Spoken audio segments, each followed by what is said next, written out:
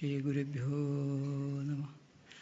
ഗുരവേ സർവലോകാനാം ഭിഷജേ ഭവരോഗിണാം നിധയേ സർവവിദ്യാനാം ദക്ഷിണാമൂർത്തേ നമഃ.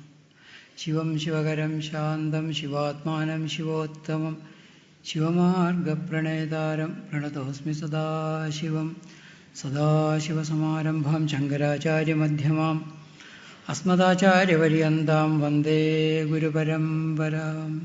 നിരഞ്ജനം നിത്യമനന്തരൂപം ഭക്താനുകമ്പാധൃതവിഗ്രഹം വൈ ഈശാവതാരം പരമേശമീഡ്യം തം രാമകൃഷ്ണം ശിരസാ നമാമി.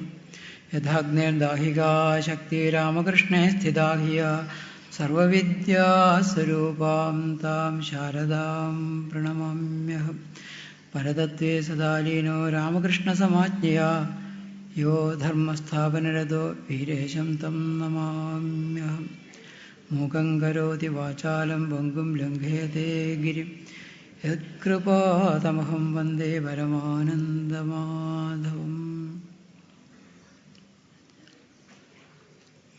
അഭിവന്ദ്യ ആചാര്യന്മാർക്കും ഗുരുജനങ്ങൾക്കും ഭക്തജനങ്ങൾക്കും പ്രണാമങ്ങൾ.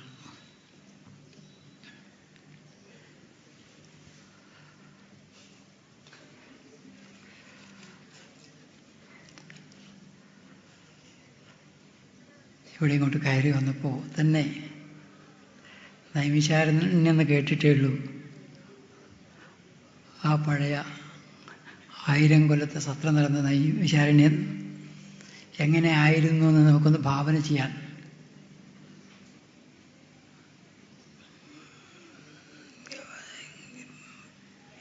നമുക്ക് സാധിക്കുന്ന മനസ്സിലായി ഇവിടുത്തെ ഈ നൈമിശാരണ്യം കണ്ടപ്പോൾ.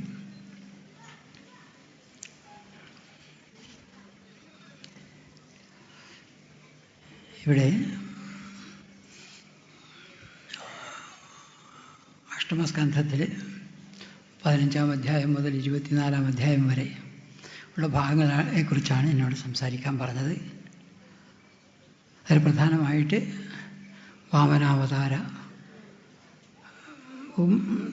വാമനാവതാരമാണ് പ്രധാനമായി വരുന്നത്. മത്സ്യാവതാരം അതിൻ്റെ പിന്നാലെ. വാമനാവതാരം മാത്രം പറയുകയാണെങ്കിൽ തന്നെ കുറേ മണിക്കൂറുകൾ വേണം. ഒരു കഥ വേണമെങ്കിൽ എത്ര വാക്യങ്ങളിലൂടെയും എത്ര സമയം കൊണ്ടും പറയാം. പക്ഷെ ഇത് വെറും ഒരു കഥയല്ല. കഥ എന്നുള്ള നിലയിൽ ഭഗവാന്റെ ഭക്തവാത്സല്യത്തിൻ്റെയും ഭക്തൻ്റെ സമ്പൂർണ്ണ സമർപ്പണത്തിൻ്റെയും മഹനീയമായിട്ടൊരു കഥയായിട്ട് കഥ എന്നുള്ള നിലയിൽ പറയാം. പക്ഷേ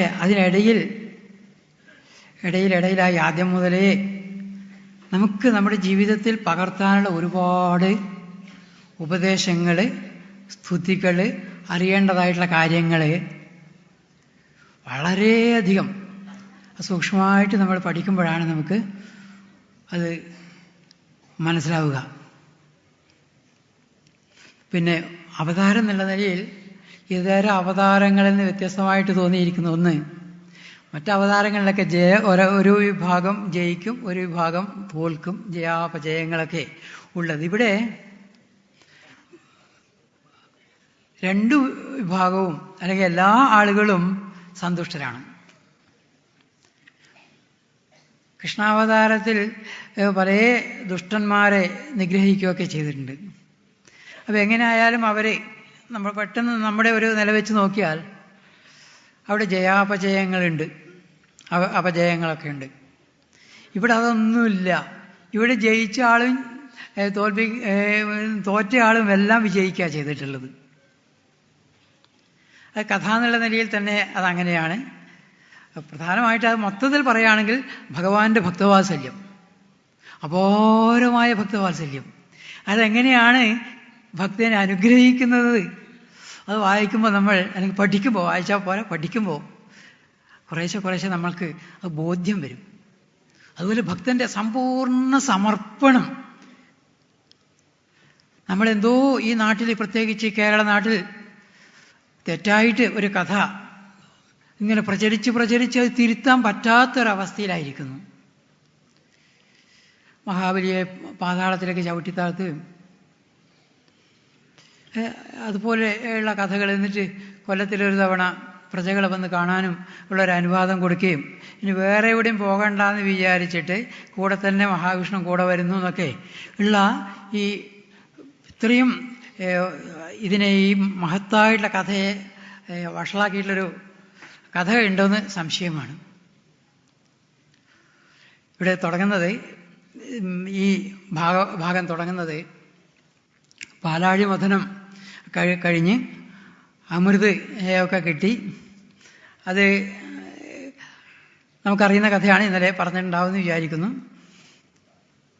ദേവന്മാർ എങ്ങനെയെങ്കിലും അവരുടെ സൂത്രത്തിൽ മുഴുവൻ കൈക്കലാക്കി അവർ അമൃതപാനം ചെയ്ത് മധോന്മത്തരായി തീർന്നു. സാധാരണ ആളുകൾക്കൊക്കെ വിജയിച്ചു കഴിഞ്ഞാൽ പിന്നെ എന്തും ചെയ്യാന്നുള്ളതാണ്. ആദ്യം ഭഗവാനെ ആരാധിക്കും, കിട്ടേണ്ടതൊക്കെ കിട്ടിക്കഴിഞ്ഞാൽ പിന്നെ ഭഗവാനെക്കുറിച്ചൊന്നും അല്ലെങ്കിൽ ആ ധാർമ്മിക ബുദ്ധി ഉണ്ടാകുന്നത് ദുർലഭമാണ്. അസുരന്മാരെയൊക്കെ അങ്ങോട്ട് നിഗ്രഹിച്ചു, സുഖായി എന്ന് പറഞ്ഞ് അങ്ങനെ കഴിഞ്ഞുകൂടുകയാണ്. പക്ഷെ കുറേ കഴിയുമ്പോഴാണ് ഈ കൊല്ലപ്പെട്ട അസുരന്മാരൊക്കെ തിരിച്ചു വരുന്നു.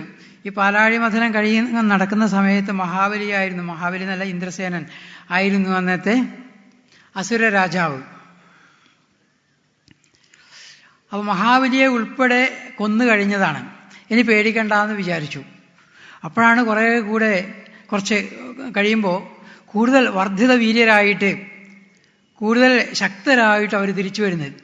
കാരണം ശുക്രമഹർഷി ഉപാസന ചെയ്ത് മൃതസഞ്ജീവിനി മന്ത്രം ത്തിൽ സിദ്ധി നേടിയ ഒരു മഹാപുരുഷനാണ്.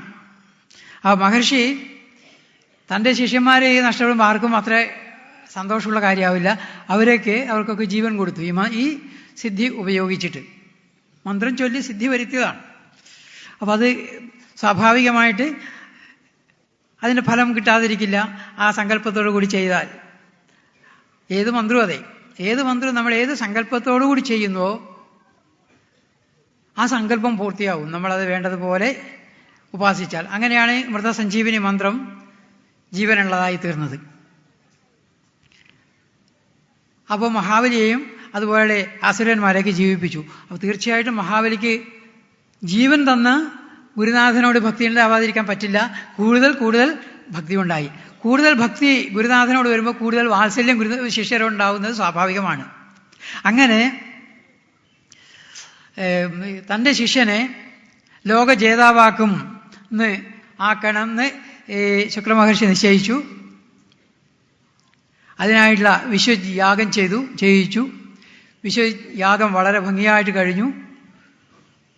സാക്ഷാൽ പ്രഹ്ലാദൻ, മുത്തശ്ശൻ പ്രഹ്ലാദൻ്റെ പേരക്കുട്ടിയാണല്ലോ ഈ മഹാബലി. പ്രഹ്ലാദൻ തന്നെ വന്ന്, അതുപോലെ പല ആളുകളും വന്ന് നല്ലപോലെ അനുഗ്രഹിച്ചു. പ്രഹ്ലാദൻ കൊടുത്ത ഒരു അമ്ലാന മാലയാണ്, അത് വാടാത്തൊരു മാല. അതൊക്കെ പ്രതീകാത്മകങ്ങളാണ്. മുത്തശ്ശൻ്റെ അനുഗ്രഹമാണിത് വാടാത്തത്. അതിന് വാട്ടമൊന്നുമില്ല, എപ്പോഴും അതെങ്ങനെയല്ലേ ഉണ്ടാവുള്ളൂ. എൻ്റെ കുട്ടി നന്നാവണമെന്നല്ലേ എപ്പോഴും ഉണ്ടാവുള്ളൂ. അതാണ് അമ്ലാന മാല. അല്ലാതെ വാടാത്തൊരു മാല ഉണ്ടാവുമോ? വാടാത്ത പൂമാല അങ്ങനെ ഉണ്ടാവില്ല. വേറെ വല്ലതാണെങ്കിൽ സ്വർണ്ണമൊക്കെ ആണെങ്കിൽ ശരി. അങ്ങനെ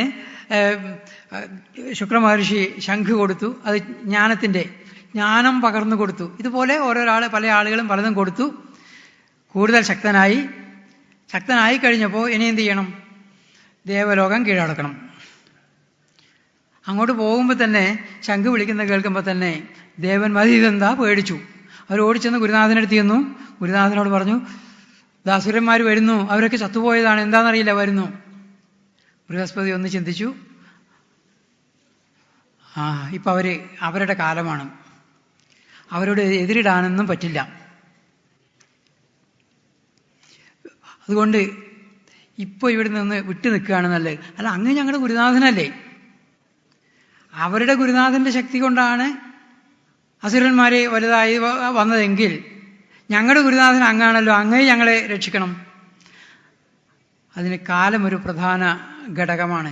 ഇപ്പം അവരുടെ കാലമാണ്. ഇപ്പോൾ വേഗം ഇവിടുന്ന് എങ്ങനെയെങ്കിലും രക്ഷപ്പെടുന്നതാണ് നല്ലത്.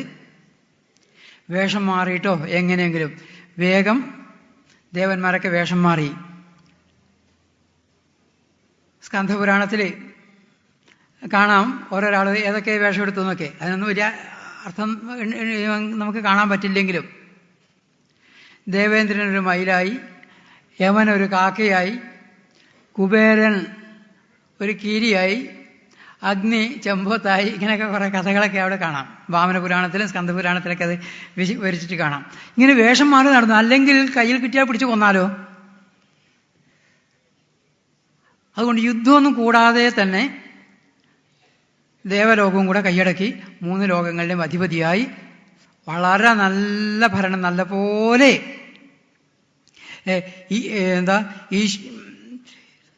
ഈശ്വരനാലും വിപ്രന്മാരാലും രക്ഷിക്കപ്പെട്ട അവരാദരിച്ചുകൊണ്ടിരിക്കുന്ന മഹാബലിയുടെ ഭരണം വളരെ എല്ലാവർക്കും സമ്പദ് സമൃദ്ധിയല്ല, എല്ലാ നേട്ടങ്ങളും നാടിനുണ്ടായിട്ടുള്ള, ലോകത്തിനുണ്ടായിട്ടുള്ള ഒരു കാലമാണ്. കേരളം മാത്രമൊന്നുമല്ല, അതൊക്കെ മാവേലി നാടുവാണിയിടും കാലം എന്നൊക്കെ ഇങ്ങനെ നമ്മൾക്ക് പാട്ട് പാടാനൊക്കെ കൊള്ളാം, അത് നല്ല ഭാവന ചെയ്യാൻ കൊള്ളാമെന്നല്ല. കേരളം മാത്രമൊന്നുമല്ല, ലോകം മുഴുവൻ അദ്ദേഹത്തിൻ്റെയാണ്. അപ്പോൾ കേരളവും അതിൽ പെടുന്നു മാത്രമേ ഉള്ളൂ. ഇതെല്ലാം ഭരണമെല്ലാം നല്ല നല്ല രീതിയിൽ പോകുമ്പോൾ അവിടെ ഭാഗവതത്തിൽ ഇതൊന്നും മുഴുവൻ വായിച്ച് പറയാൻ പറ്റാത്തത് കൊണ്ട് മാത്രം പറയുന്നില്ല. കൃതകൃത്യമിവാത്മാനം മന്യമാനോ മഹാമനാഹ. മഹാബലി കൃതകൃത്യം ഇവാന്നാണ് ഒരു വാക്ക്. കൃതകൃത്യനെ പോലെ കൃതകൃത്യനായില്ല എന്ന് അവിടെ വരുന്നുണ്ട്. എന്തിൻ്റെയോ ഒരു പോരായിയുണ്ട്. അത് കിട്ടേണ്ടത് കിട്ടിയില്ല. ആത്മജ്ഞാനം കിട്ടുമ്പോഴേ ആ പൂർണ്ണ തൃപ്തി വരുള്ളൂ. അതുവരെ പൂർണ്ണത എന്ന് പറയാൻ ഉണ്ടാവില്ല. അതുകൊണ്ടാണ് ഭാഗവതത്തിൽ വളരെ മനോഹരമായിട്ട് ആ വാക്ക് കൃതകൃത്യം ഇവ ആത്മാനം മന്യമാനഹ. അങ്ങനെ വിചാരിച്ച് സുഖമായിട്ട് കഴിയാണ് മഹാമനാഹ. സാധാരണക്കാരൻ മഹാമനസ്കനായ അദ്ദേഹം ഐശ്വര്യത്തെ നല്ലപോലെ ഭുജിച്ചു. ബാക്കിയുള്ളവർക്കും അത് അനുഭവിക്കാൻ സാധിച്ചു. അങ്ങനെ ഇരിക്കുമ്പോൾ ദേവന്മാരുടെ കഥയോ, കശ്യപ പ്രജാപതി തപസ്സിൽ മിക്കവാറും സമയമൊക്കെ അങ്ങനെയാണ്, ധ്യാനത്തിൽ മുഴുകിയിരിക്കുകയാണ്. വല്ലപ്പോഴും ഒന്ന് ആശ്രമത്തിലേക്ക് വരും. അപ്പോൾ പത്നി വളരെ ആശ്രമത്തിൽ വന്നപ്പോൾ സ്വതേയുള്ള ഒരു അന്തരീക്ഷമല്ല കാണുന്നത്. സാധാരണ തിരിച്ചു വരുമ്പോൾ ഒരു ശ്രീ, ഒരു ഐശ്വര്യം എന്ന് കാണാറുണ്ട്. ഇതൊരു മൂകതയാണ്. ഏകദാ കശ്യപസ്തസ്യ ആശ്രമം ഭഗവാനഗാദ് നിരുത്സവം നിരാനന്ദം സമാധിർവിരുതശ്ചിര. സമാധി എന്ന് വിരമിച്ച് ഇങ്ങനെ വരുമ്പോൾ, ആശ്രമത്തിലേക്ക് വരുമ്പോൾ നിരുത്സവം. അവരും താമസിക്കുന്ന സ്ഥലം ആശ്രമം തന്നെയാണ്. പക്ഷെ നമ്മളുടെ ഗൃഹസ്ഥാശ്രമം എന്ന് പറയുകയാണെങ്കിലും കൂടുതലും വെറും ആശ്രമമില്ലാതെ ഗൃഹത്തിൽ ശ്രമം മാത്രമേ നടത്തിക്കൊണ്ടിരിക്കുന്നവരാണ് കൂടുതലും. ആശ്രമം എന്ന് പറയുന്നത് ഉണ്ടാവാറില്ല. ഗൃഹസ്ഥാശ്രമം എന്ന് പറയാമെന്ന് മാത്രമേ ഉള്ളൂ. ഗൃഹസ്ഥാശ്രമം ഇപ്പോൾ ദുർലഭമാണ്. ഗൃഹശ്രമമാണ് വാസ്തവത്തിൽ. ഗൃഹത്തിൽ ഇരുന്നിട്ട് ശ്രമിക്കലാണ്. ഇതങ്ങനെയല്ല. ശരിയായിട്ടുള്ള ഗാർഹസ്ഥ ധർമ്മം പാലിച്ചു കൊണ്ടിരിക്കുന്ന ആളുകളാണ് ഇവരൊക്കെ. സപത്നീം ദീനവദനാം കൃതാസന പരിഗ്രഹ. ദീനവദനയായ പത്നി ഇരിക്കാനൊക്കെ ഭർത്താവിനാണ്, വേറെ ആരുമല്ല. ഇങ്ങനെയുള്ള ഗൃഹസ്ഥന്മാരൊക്കെ ആണെങ്കിൽ തരക്കേടൊന്നുമില്ല. മിക്കവാറും സമയം വീട്ടിൽ നിന്ന് പുറത്തു പോയി ധ്യാനത്തിലൊക്കെ കഴിഞ്ഞ് വല്ലപ്പോഴൊക്കെ ഇങ്ങനെ വരിക, എന്നിട്ട് കുശലം ചോദിക്കുക. പിന്നെ അങ്ങോട്ട് കുശലം ചോദിക്കുകയാണ്. എന്താ ആകെ ഒരു സുഖമില്ലായ്മ തോന്നുന്നത്? അഭിവാകുശലം കിഞ്ചിത് ഗൃഹേഷു ഗൃഹമേധിനി ധർമ്മസ്യാർത്ഥസ്യ കാമസ്യ എത്ര യോഗോ ഹയോഗിനാം. ഇതുപോലെ ഇവിടെ എല്ലാം സുഖമായിട്ട് പോകുന്നില്ലേ? അതിഥികളെയൊക്കെ വേണ്ടത് അത് വളരെ പ്രത്യേകം എടുത്ത് ചോദിക്കുകയാണ് കുറച്ച് കാര്യങ്ങൾ. അഭിവാദിതയോ അഭ്യത്യ കുടുംബാസക്തയാത്വയാ. അത് അതിഥികൾ വന്നിട്ട് വേണ്ടതുപോലെ പൂജിക്കാൻ പറ്റാതിരുന്നോ? മറ്റു കാര്യങ്ങളിലൊക്കെ മുഴുകിയിട്ട്. എന്നിട്ട് ആ ആതിഥ്യം സ്വീകരിക്കാതെ ഇവിടുന്ന് അതിഥികൾ പോകേണ്ടി വന്നു. നമ്മൾ പഞ്ചമഹായജ്ഞങ്ങളിൽ അതിഥിയജ്ഞം വളരെ പ്രധാനപ്പെട്ടതാണ്. ഇപ്പോൾ അത് നമുക്ക് പറഞ്ഞാൽ മനസ്സിലാവാൻ കുറേ വിഷമമാണ്. പക്ഷേ ഒരു കാലത്ത് ഈ അതിഥിയജ്ഞം എന്ന് പറയുന്നത് വലിയ അർത്ഥവത്തായിരുന്നു. ഇന്നും നമ്മൾ ആ ഭാരതീയ സംസ്കാരം നമ്മൾ നിലനിൽക്കുന്നത് ആ അതിഥി സത്കാരത്തിൻ്റെ ആ മഹത്വം കൊണ്ടാണ്. ഒരാൾ ഇവിടുന്ന് കേരളത്തിൽ നിന്ന് കാശ്മീരിലോ അല്ലെങ്കിൽ കൈലാസത്തിലോ കാമാഖ്യയിലോ ദ്വാരകയിലോ പോകുന്നുണ്ടെങ്കിൽ പണവും കൊണ്ട് കെട്ടിയിട്ടൊന്നും പോകാൻ പറ്റില്ല. അവിടെ നിന്ന് ഹോട്ടലൊന്നും ഉണ്ടാവില്ല. അപ്പോൾ തീർത്ഥയാത്രകരായിട്ട് തീർത്ഥയാത്രികർ പോകുമ്പോൾ ഒന്നും കൊണ്ടുപോകാൻ പറ്റില്ല. അപ്പോൾ ആഹാരം, വിശ്രമം ഇത് മാത്രമേ അവർക്ക് ആവശ്യമുള്ളൂ. അങ്ങനെ പോകുന്നവരും വരുന്നവരെയും സ്വീകരിച്ച് ഇത്ര ആഹാരവും കൊടുത്ത് വിശ്രമിക്കാൻ കൊടുത്തു കഴിഞ്ഞാൽ വലിയ സാംസ്കാരിക വിനിമയമാണ് ഒരു കാലത്ത് നടന്നുകൊണ്ടിരുന്നത്. അതുകൊണ്ടാണ് ഈ ഭാരതത്തിൻ്റെ ആ ഏകത സൂക്ഷിക്കാൻ സാധിച്ചത്. ആ ഭാരതത്തിൽ ഇവിടുന്ന് ദക്ഷിണേന്ത്യയിൽ നിന്ന് ഉത്തരേന്ത്യയിൽ പോകുമ്പോൾ അതിഥിയെ സൽക്കരിച്ച് കുശലം പറയുന്ന കൂട്ടത്തിൽ ഇവിടുത്തെ സംസ്കാരം, ഇവിടെ എങ്ങനെയാണ് ആചാരങ്ങൾ, അനുഷ്ഠാനങ്ങൾ, പുണ്യതീർത്ഥങ്ങൾ എന്തൊക്കെയാണ് അതെല്ലാം അവർ അങ്ങോട്ട് കൊടുക്കും. അവിടെയുള്ളതൊക്കെ അവരെ ചോദിച്ച് ഇങ്ങോട്ട് മനസ്സിലാക്കും. അതിൽ മഹാപുരുഷന്മാരുടെ ഒരു അനുഗ്രഹം ഉണ്ടെങ്കിൽ ആ കുടുംബം എന്നേക്കും നന്നായി ഐശ്വര്യം വേണ്ടതെല്ലാം കിട്ടും. അതാണ് അതിഥിയത്വം. ഇന്ന് വരുന്നവരെയൊക്കെ തിഥി നോക്കാതെ വരുന്നവരെയൊക്കെ കുറച്ച് ശ്രദ്ധിച്ച് വേണമെന്നേ ഉള്ളൂ. കാലത്തിനനുസരിച്ച് ചെറിയ മാറ്റങ്ങളൊക്കെ വരുത്തണം. ക്ഷണിച്ച് വരുത്തിയിട്ട് ആഹാരം കൊടുക്കുന്നതോ സൽക്കരിക്കുന്നതോ അതിഥിയജ്ഞം അല്ലതാനും. ഒരു നല്ല കാര്യങ്ങൾ ഇതുപോലെ ഒരു മഹത്തായിട്ടുള്ള യജ്ഞം, ഇതിന് ഒരുപാട് ചിലവുണ്ട്. നമുക്ക് എല്ലാവർക്കും അധ്വാനവും ചിലവൊക്കെ ഉണ്ട്. അപ്പോൾ ഇതിൻ്റെ സമ്പത്തിന് ഒരുപാട് സമ്പത്ത് ആവശ്യമാണ്. അതിന് വേണ്ടിയിട്ട് 1 or 2 ആളുകൾ നമ്മുടെ വീട്ടിൽ വരുമ്പോൾ അത് അതിഥിയാണ്. അവർക്ക് എന്ത് കൊടുക്കണം, എന്ത് ആവശ്യമാണോ നമ്മുടെ കഴിവിനനുസരിച്ച് കൊടുക്കുന്നത്. അതാണ് ഇന്നത്തെ അതിഥി യജ്ഞം. ഒരു നല്ല സ്കൂള് പുറമേ പോയാലൊക്കെ കിട്ടുന്നത് പിന്നെ ധർമ്മനിരപേക്ഷ വിദ്യാഭ്യാസമാണല്ലോ, ധർമ്മത്തെ അവഗണിക്കാനുള്ള വിദ്യാഭ്യാസമാണ്. അതല്ല, നമ്മുടെ ഭാരതീയ ആശയങ്ങൾ കൊടുക്കാൻ പറ്റുന്ന ഒരു വിദ്യാലയം നമുക്ക് സ്ഥാപിക്കണം എന്ന് പറഞ്ഞ് വരുമ്പോൾ നമ്മൾ അവർക്ക് ചെയ്യുന്നതൊക്കെ അതിഥിയജ്ഞമായിട്ട് എടുക്കാം. എങ്ങനെ ആയാലും അങ്ങനെ വന്നവരെ ഈ അതിഥിയായിട്ട് നല്ല ഉദ്ദേശത്തോടു കൂടി വരുന്നവരെ ശ്രദ്ധിക്കാതെ അവഗണിച്ച് അല്ലെങ്കിൽ നിന്ദിച്ച് അവരെ അയക്കരുത്. അങ്ങനെ വല്ലതും ഇവിടെ നിന്ദിക്കില്ല തീർച്ചയാണ്. എങ്ങനെയെങ്കിലും നോട്ടക്കുറവ് പറ്റിയിട്ട് അവർ സങ്കടത്തോടു കൂടി പോകേണ്ടി വന്നു. നമ്മുടെ പുരാണങ്ങൾ ഇത് എല്ലാം കാണാം. ഉപനിഷത്തിൽ, കഠോപനിഷത്ത്, യമം വന്നിട്ട് അവിടെ നിന്നിട്ട് നചികേതസ് ബ്രാഹ്മണ കുമാരൻ വന്നിട്ട് 3 ദിവസം അവിടെ നിൽക്കേണ്ടി വന്നതുമ്പോൾ ആളുടെ അസ്വസ്ഥത കാണണം. യമൻ്റെയും പിന്നെ അവിടെയുള്ളവരുടെയൊക്കെ. എന്നിട്ടാണ് 3 വരങ്ങൾ കൊടുക്കുന്നത്. അവിടേക്കൊന്നും ഞാൻ വിഷയത്തിലേക്ക് പോകുന്നില്ല. ആ അതിഥി യജ്ഞം എന്നുള്ള ഒരു മഹത്തായ ഒരു കാര്യമായിരുന്നു നമ്മുടെ സംസ്കാരത്തെ നിലനിർത്താൻ. അപ്പോൾ അത് ചോദിക്കുകയാണ്, അങ്ങനെ വന്നിട്ട് വല്ലവരും പരിഗണിക്കപ്പെടാതെ പോയോ? അങ്ങനെ ആയാൽ അവരുടെ മനസ്സത്തിൽ വിഷമിച്ചാൽ അവരൊന്നും ചെയ്യണ്ട, ശപിക്കൊന്നും വേണ്ട. ഒരു വിഷമം ഉണ്ടായാൽ തന്നെ അത് ആ ഗൃഹത്തിലുള്ളവരെ ബാധിക്കും. അങ്ങനെ വല്ലതും സംഭവിച്ചു. അങ്ങനെ കുറേ കാര്യങ്ങൾ അതിഥിയെ സൽക്കരിക്കാതെ വീടുകളൊക്കെ കുറുക്കൻ്റെ മാളം പോലെ എന്നൊക്കെ പിന്നെ കശ്യപ പറയുന്നത്. ഭേരുരാജ ഗൃഹോപമാഹ, കുറുക്കൻ്റെ മാളം പോലെ. അതുപോലെ വേണ്ട പോലെ അഗ്നിചയനം ഒന്നും നടക്കാതെ പോയോ, ബ്രാഹ്മണരെ പൂജിക്കാതെ പോയോ, വിഷ്ണുവിനെ വേണ്ടതുപോലെ പൂജിക്കാൻ പറ്റാതെ പോയോ. ഇതെല്ലാം കഴിഞ്ഞിട്ടാണ് ചോദിക്കുന്നത്, അഭിസർവേ കുശലിന സ്തവ പുത്രാ മനസ്വിനി, കുട്ടികളൊക്കെ സുഖമായിരിക്കുന്നില്ല. അത് അവസാനമാണ് ചോദിക്കുന്നത്. തൻ്റെ കുട്ടികളാണ്, എന്നാലും അത് അവസാനമാണ് ചോദിക്കുന്നത്. മാത്രമല്ല, നിന്റെ കുട്ടികൾ അവിടെ തവപുത്രാഹ എന്നല്ലേ പറയുന്നത്. നിന്റെ കുട്ടികളൊക്കെ സുഖമായിരിക്കുന്നില്ലേ എന്നാണ്. തനിക്കിതിലൊന്നും ബന്ധമില്ല. അപ്പോൾ അത് എത്തി പറയും, എന്ത് കുശലം, ആകെ കുട്ടികളൊന്നും കാണാതെയുള്ള ജീവിതം, എന്ത് ജീവിതം, എവിടെയാണ് സുഖം കിട്ടാൻ പോകുന്നത്? സുഖം എന്ന് പറയാൻ വയ്യ. അപ്പോൾ വളരെ മനോഹരമായിട്ട് കുറച്ച് ഉപദേശങ്ങൾ, കാര്യങ്ങൾ അവിടെ അദ്ദേഹം പറയുന്നുണ്ട്. ഈ ദേഹബോധം കൊണ്ടാണ് എൻ്റെ കുട്ടി, എൻ്റെ മറ്റത്, അയം നിജപരോവേദി, ഇതെൻ്റേത്, അത് നിൻ്റേത്, ആരെയും ഭരിക്കട്ടെ, സഹോദരിയുടെ മക്കളല്ലേ, അവരെങ്കിൽ അവർ വാഴട്ടെ, അത് വിചാരിച്ചാൽ മതി. പക്ഷേ ഈ ശരീരബോധം, ദേഹാഭിമാനം ഉള്ളിടത്തോളം കാലം എൻ്റെ എൻ്റെ എൻ്റെ എന്നുള്ളത് വരും. അത് പറഞ്ഞ് മനസ്സിലാക്കാൻ ഒന്ന് ശ്രമിച്ചു നോക്കിയില്ല, അതിന് സമയമായില്ല, പറഞ്ഞാൽ മനസ്സിലാവില്ല എന്ന് മനസ്സിലായി. പിന്നെന്താ ചെയ്യാം? തീർച്ചയായിട്ടും ആ ആഗ്രഹം സാധിപ്പിച്ചു കൊടുക്കണം ഭർത്താവ് എന്നുള്ള നിലയിൽ. എന്തുകൊണ്ടും അവ സ്വയം അങ്ങോട്ട് പറയുന്നു, അഹോ മായാബലം വിഷ്ണോഹോ സ്നേഹബന്ധമിമം ജഗത്. സ്നേഹം കൊണ്ട് ബന്ധിച്ച് മഹാവിഷ്ണുവിൻ്റെ ഈ മായയുടെ ശക്തി എന്നല്ലാതെ വേറൊന്നും പറയാൻ പറ്റില്ല. പറഞ്ഞ് സമാധാനിപ്പിക്കാനൊന്നും പറ്റില്ല. സർവം ഈശ്വരമയം എന്നൊക്കെ പറഞ്ഞാൽ അപ്പോൾ പിന്നെ ഇങ്ങനെയുള്ളൊരു ദുഃഖത്തിൻ്റെ കാരണം വരില്ല. അതൊന്നും പറഞ്ഞാൽ മനസ്സിലാവില്ല. പിന്നെ എന്താ വേണ്ടത്? ആഗ്രഹം ഉണ്ടെങ്കിൽ സാധിക്കാൻ എല്ലാറ്റിനും ഒന്നേ നിവർത്തിയുള്ളൂ, ഭഗവാനെ സന്തോഷിപ്പിക്കുക, ഭഗവാനെ പ്രീതിപ്പെടുത്തുക, അല്ലാതെ വേറെ വഴിയില്ല. അത് വിസ്തരിക്കാനൊന്നും ഇവിടെ സമയമില്ല, അതിനൊക്കെ സമയം അനുവദിക്കില്ല. അതുകൊണ്ട് ഭഗവാനെ പ്രീതിപ്പെടുത്തുക. എങ്ങനെയാണ് പ്രീതിപ്പെടുത്തേണ്ടത്? അതിനുള്ള ഒരു ചെറിയതായിട്ടുള്ള ഒരു 12 ദിവസത്തെ ഒരു ഇതങ്ങോട്ട് പറഞ്ഞു കൊടുക്കും.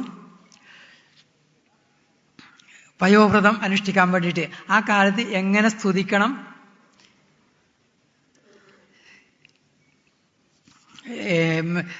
എങ്ങനെ ജീവിക്കണം, ഒരുപാട് നല്ല നല്ല ആശയങ്ങൾ. ഫാൽഗുനശ്യമലേ പക്ഷേ ദ്വാദശാഹം പയോവ്രത, ഫാൽഗുന മാസത്തിലെ ദ്വാദശി മുതൽ അങ്ങോട്ട് തുടങ്ങണം. അത് 12 ദിവസം. എങ്ങനെ ചെയ്യണം, എങ്ങനെ ആഹാരം കഴിക്കണം, എന്ത് മന്ത്രം ജപിക്കണം. ആ മന്ത്രമൊക്കെ വളരെ മനോഹരം. ഈ സ്തുതികളൊക്കെ നമ്മുടെ ഈ ഭാഗവതത്തിലെ സ്തുതികൾ, ഉപദേശങ്ങളൊക്കെ പ്രത്യേകം ഒന്ന് ശ്രദ്ധിക്കണം. നമ ശിവായ രുദ്രായ നമ ശക്തിധരായ ച. ഇത് മഹാവിഷ്ണുവിനെ കുറിച്ചുള്ള സ്തുതിയാ. നമ്മൾ കേൾക്കുമ്പോൾ നമ ശിവായ രുദ്രായ, രുദ്രൻ എന്നൊക്കെ കേൾക്കുമ്പോൾ നമുക്ക് പേടിയാവും. അതിനർത്ഥം ആളുകളൊക്കെ പറഞ്ഞു തന്നിരിക്കുന്നത് കരയിപ്പിക്കുന്ന ആളെന്നാണ്, രോധ ഏത് രീതി രുദ്രാന്നാണ്. അങ്ങനെയാണ് നമ്മൾ പറഞ്ഞു തന്നിരിക്കുന്നതും ഒക്കെ തന്നെ. പക്ഷെ അതിന് വേറെ അർത്ഥമുണ്ട്, അതത്ര ആരും ശ്രദ്ധിക്കാറില്ല. രുജം ദ്രാവയതി, ദുഃഖത്തെ ഇല്ലാതാക്കുന്നതാണ് ആളാണ് രുദ്രൻ. രോഗത്തെ, ഭവരോഗത്തെ ദ്രാവയതി, ദ്രവിപ്പിച്ചു കളയുന്നു, ഇല്ലാതെയാക്കുന്ന ആളാണ് രുദ്രൻ. ഈ മാത്രമല്ല ഇവിടെ ശിവനും വിഷ്ണു ആ ഭാവ വ്യത്യാസമില്ല, എല്ലാം ഒന്നാണെന്നുള്ളൊരു സൂചനയും കൂടെ അതിൽ വളരെ വ്യക്തമാണ്. അല്ലെങ്കിൽ രുദ്രൻ ശിവൻ്റെതാണ്. ഇവിടെ നമ ശിവായ രുദ്രായ എന്നൊക്കെയാണ് ഇവിടെ പറയുന്നത്. പിന്നെ സ്തുതി ശക്തിധരായ ച, സുബ്രഹ്മണ്യൻ്റെയാണ്. അപ്പോൾ എല്ലാം ആ ഏകേശ്വരൻ, ആ ഭാവന നമ്മുടെ രക്തത്തിൽ, നമ്മുടെ എപ്പോഴും നമ്മൾക്കുണ്ട്. ഈ വിദേശി വന്നിട്ട് നമ്മളെ ഇത് പറഞ്ഞ് പഠിപ്പിക്കേണ്ട കാര്യമൊന്നുമില്ല. അത് പറയുമ്പോൾ നമുക്ക് മറുപടി പറയാൻ പോലും അറിയില്ല. ഈശ്വരൻ ഒന്നാണ്, ഈശ്വരൻ അനന്തഭാവങ്ങളാണ്. ഒരു രൂപത്തിലേ ഉണ്ടാകാൻ പാടുള്ളൂ എന്ന് പറഞ്ഞ് ഈശ്വരൻ്റെ പരിമിതി കൽപ്പിക്കലാണ്. അത് വിവരക്കേടാണ്. അത് തിരിച്ചു പറഞ്ഞു കൊടുക്കാൻ നമ്മൾക്ക് കഴിയണം. ഇത് തത്വസമീക്ഷയും കൂടെയാണല്ലോ, നമ്മൾക്കത് സാധിക്കണം. നമ്മൾ കിട്ടിയത് അത് മറ്റുള്ളവർക്ക് പറഞ്ഞു കൊടുക്കണം. ഈ ഭാഗവതം നമ്മൾ പഠിച്ചാൽ ഇവിടെ ചെയ്യുന്നത് വലിയ ഒരു ഋഷിയജ്ഞമാണ്, ഋഷിമാരോടുള്ള കടപ്പാടാണ്. ബ്രഹ്മയജ്ഞം, ഋഷിയജ്ഞം എന്ന് പറഞ്ഞാൽ നമ്മൾ അത് പൂർണ്ണമാവുന്നത് അധീതി ബോധ ആചരണ പ്രചാരണങ്ങളിലൂടെയാണ്. ആദ്യം പഠിക്കുക, അതിനെക്കുറിച്ച് ചിന്തിക്കുക, അല്ലെങ്കിൽ കേൾക്കുക, ചിന്തിക്കുക, ആവുന്നത്ര ജീവിതത്തിൽ അനുഷ്ഠിക്കുക, മറ്റുള്ളവർക്ക് പകർന്നു കൊടുക്കണം. പകർന്നു കൊടുത്തേ മതിയാവും. അത് നമ്മുടെ കർത്തവ്യങ്ങളിൽ ഒന്നാണ്. അത് പിന്നെ എങ്ങനെ വേണം, 12 ദിവസം കുറേ കാര്യങ്ങൾ അതിൽ വളരെ പറയുന്നുണ്ട്. അത് നമുക്ക് ഓടിച്ച് പറയാനേ പറ്റില്ല, അല്ലെങ്കിൽ അവസാന ഭാഗം കുറേ വിടേണ്ടി വരും. വർജ്യേത് അസദാലാപം വളരെ പ്രധാനപ്പെട്ട, നമുക്ക് പ്രായോഗികമാക്കാനുള്ള ഒരു കാര്യമാണ്. ആ സ്തുതി ഒക്കെ ശരിയാണ്, ചെയ്യേണ്ട അനുഷ്ഠാനങ്ങൾ ശരിയാണ്. നമുക്ക് എല്ലാവർക്കും ഉള്ളൊരു ദോഷം അതുകൊണ്ട് പ്രത്യേകം വർജ്യേത് അസദാലാപം, ഈ അസത്തിനെ കുറിച്ചുള്ള സംസാരമൊക്കെ ഒഴിവാക്കണം. വേണ്ടാത്ത വർത്തമാനങ്ങളെല്ലാം, വേണ്ടത് വേണം, വേണ്ടാത്ത വർത്തമാനങ്ങളെല്ലാം ഒഴിവാക്കണം. ഒരുപാട് നമ്മൾ സമയം വ്യർത്ഥമാക്കി കളയുന്നത് വേണ്ടാത്തവരാണ്. അതിന് നല്ലൊരു ഉദാഹരണമാണ് മഹാഭാരതത്തിൻ്റെ തുടക്കത്തിൽ തന്നെ കദ്രുവും വിനതയും കൂടിയിട്ട് ചർച്ചയാണ്. ദേവേന്ദ്രൻ്റെ കുതിരയുടെ നിറം എന്താന്ന് പറഞ്ഞിട്ട്, എന്ത് നിറമായാലും ഇവർക്കെന്താ വേണ്ടത്? അവസാനം വാദിച്ച് അതിൻ്റെ എന്തായാലും ശരി, വാല് കറുത്തോ തന്നെ അങ്ങോട്ട് ഉറപ്പിച്ചങ്ങോട്ട് പറഞ്ഞു. അല്ലാതെ നല്ലപോലെ അറിഞ്ഞിട്ടാണ് പറഞ്ഞത്. കാരണം വാഗ്വാദം മൂത്ത് വരുമ്പോൾ പിന്നെ വിടാൻ പറ്റില്ല, വാശി. അവസാനം കറുത്തത്, വാല് കറുത്തത് തന്നെ. പക്ഷെ വാല് വെളുത്താണ്. ഇനി എന്ത് ചെയ്യും? നല്ല മക്കളെ വിളിച്ച് കൃമികളായിട്ട് അതിൽ തൂങ്ങിക്കിടക്കാൻ പറഞ്ഞു. അവർ പറഞ്ഞു, അയ്യോ അധർമ്മം ചെയ്യാൻ, ഇല്ലെങ്കിൽ ശപിച്ചല്ലാരും ഇവിടെ നശിപ്പിച്ചു കളയും. അപ്പം അതിനേക്കാളും കഷ്ടം, വേറെ വഴിയൊന്നുമില്ല. അമ്മയുടെ ശാപം ഏൽക്കുന്നതിനൊക്കെ നല്ലത് അമ്മ പറയുന്നത് അനുസരിക്കാമെന്നും പറഞ്ഞിട്ട് അതിന് പോയിട്ട് അതിൻ്റെ വാലിൽ കറുത്ത കൃമികളായിട്ട് കടിച്ചു തൂങ്ങിയെന്നാണ്. എന്നിട്ട് വിനതിക്ക് 1000 കൊല്ലത്തെ ദാസിയായിട്ടിരിക്കേണ്ട അവസ്ഥ. പിന്നെ ഗരുഡൻ മോചിപ്പിച്ചത് ദേവേന്ദ്രൻ്റെ കുതിരയുടെ, പിന്നെ അവസാനം ദേവേന്ദ്രൻ്റെ കുതിരയുടെ വാലിൻ്റെ നിറം എന്താണ്? ഇതുപോലെയാണ് നമ്മുടെ സമയം ഒരുപാട് ചിലവാക്കുന്നത്. അത് ആവുന്നതും വീണ്ടും ഈ ഏകാദശത്തിലൊക്കെ ഈ ഭാഗവതത്തിൽ വീണ്ടും ഇത് കേൾക്കാം. അന്യരുടെ മാഹാത്മ്യത്തിന് അന്യരുടെ ഗുണദോഷ ചിന്ത പറഞ്ഞ് നമുക്കെന്ത് കാര്യം?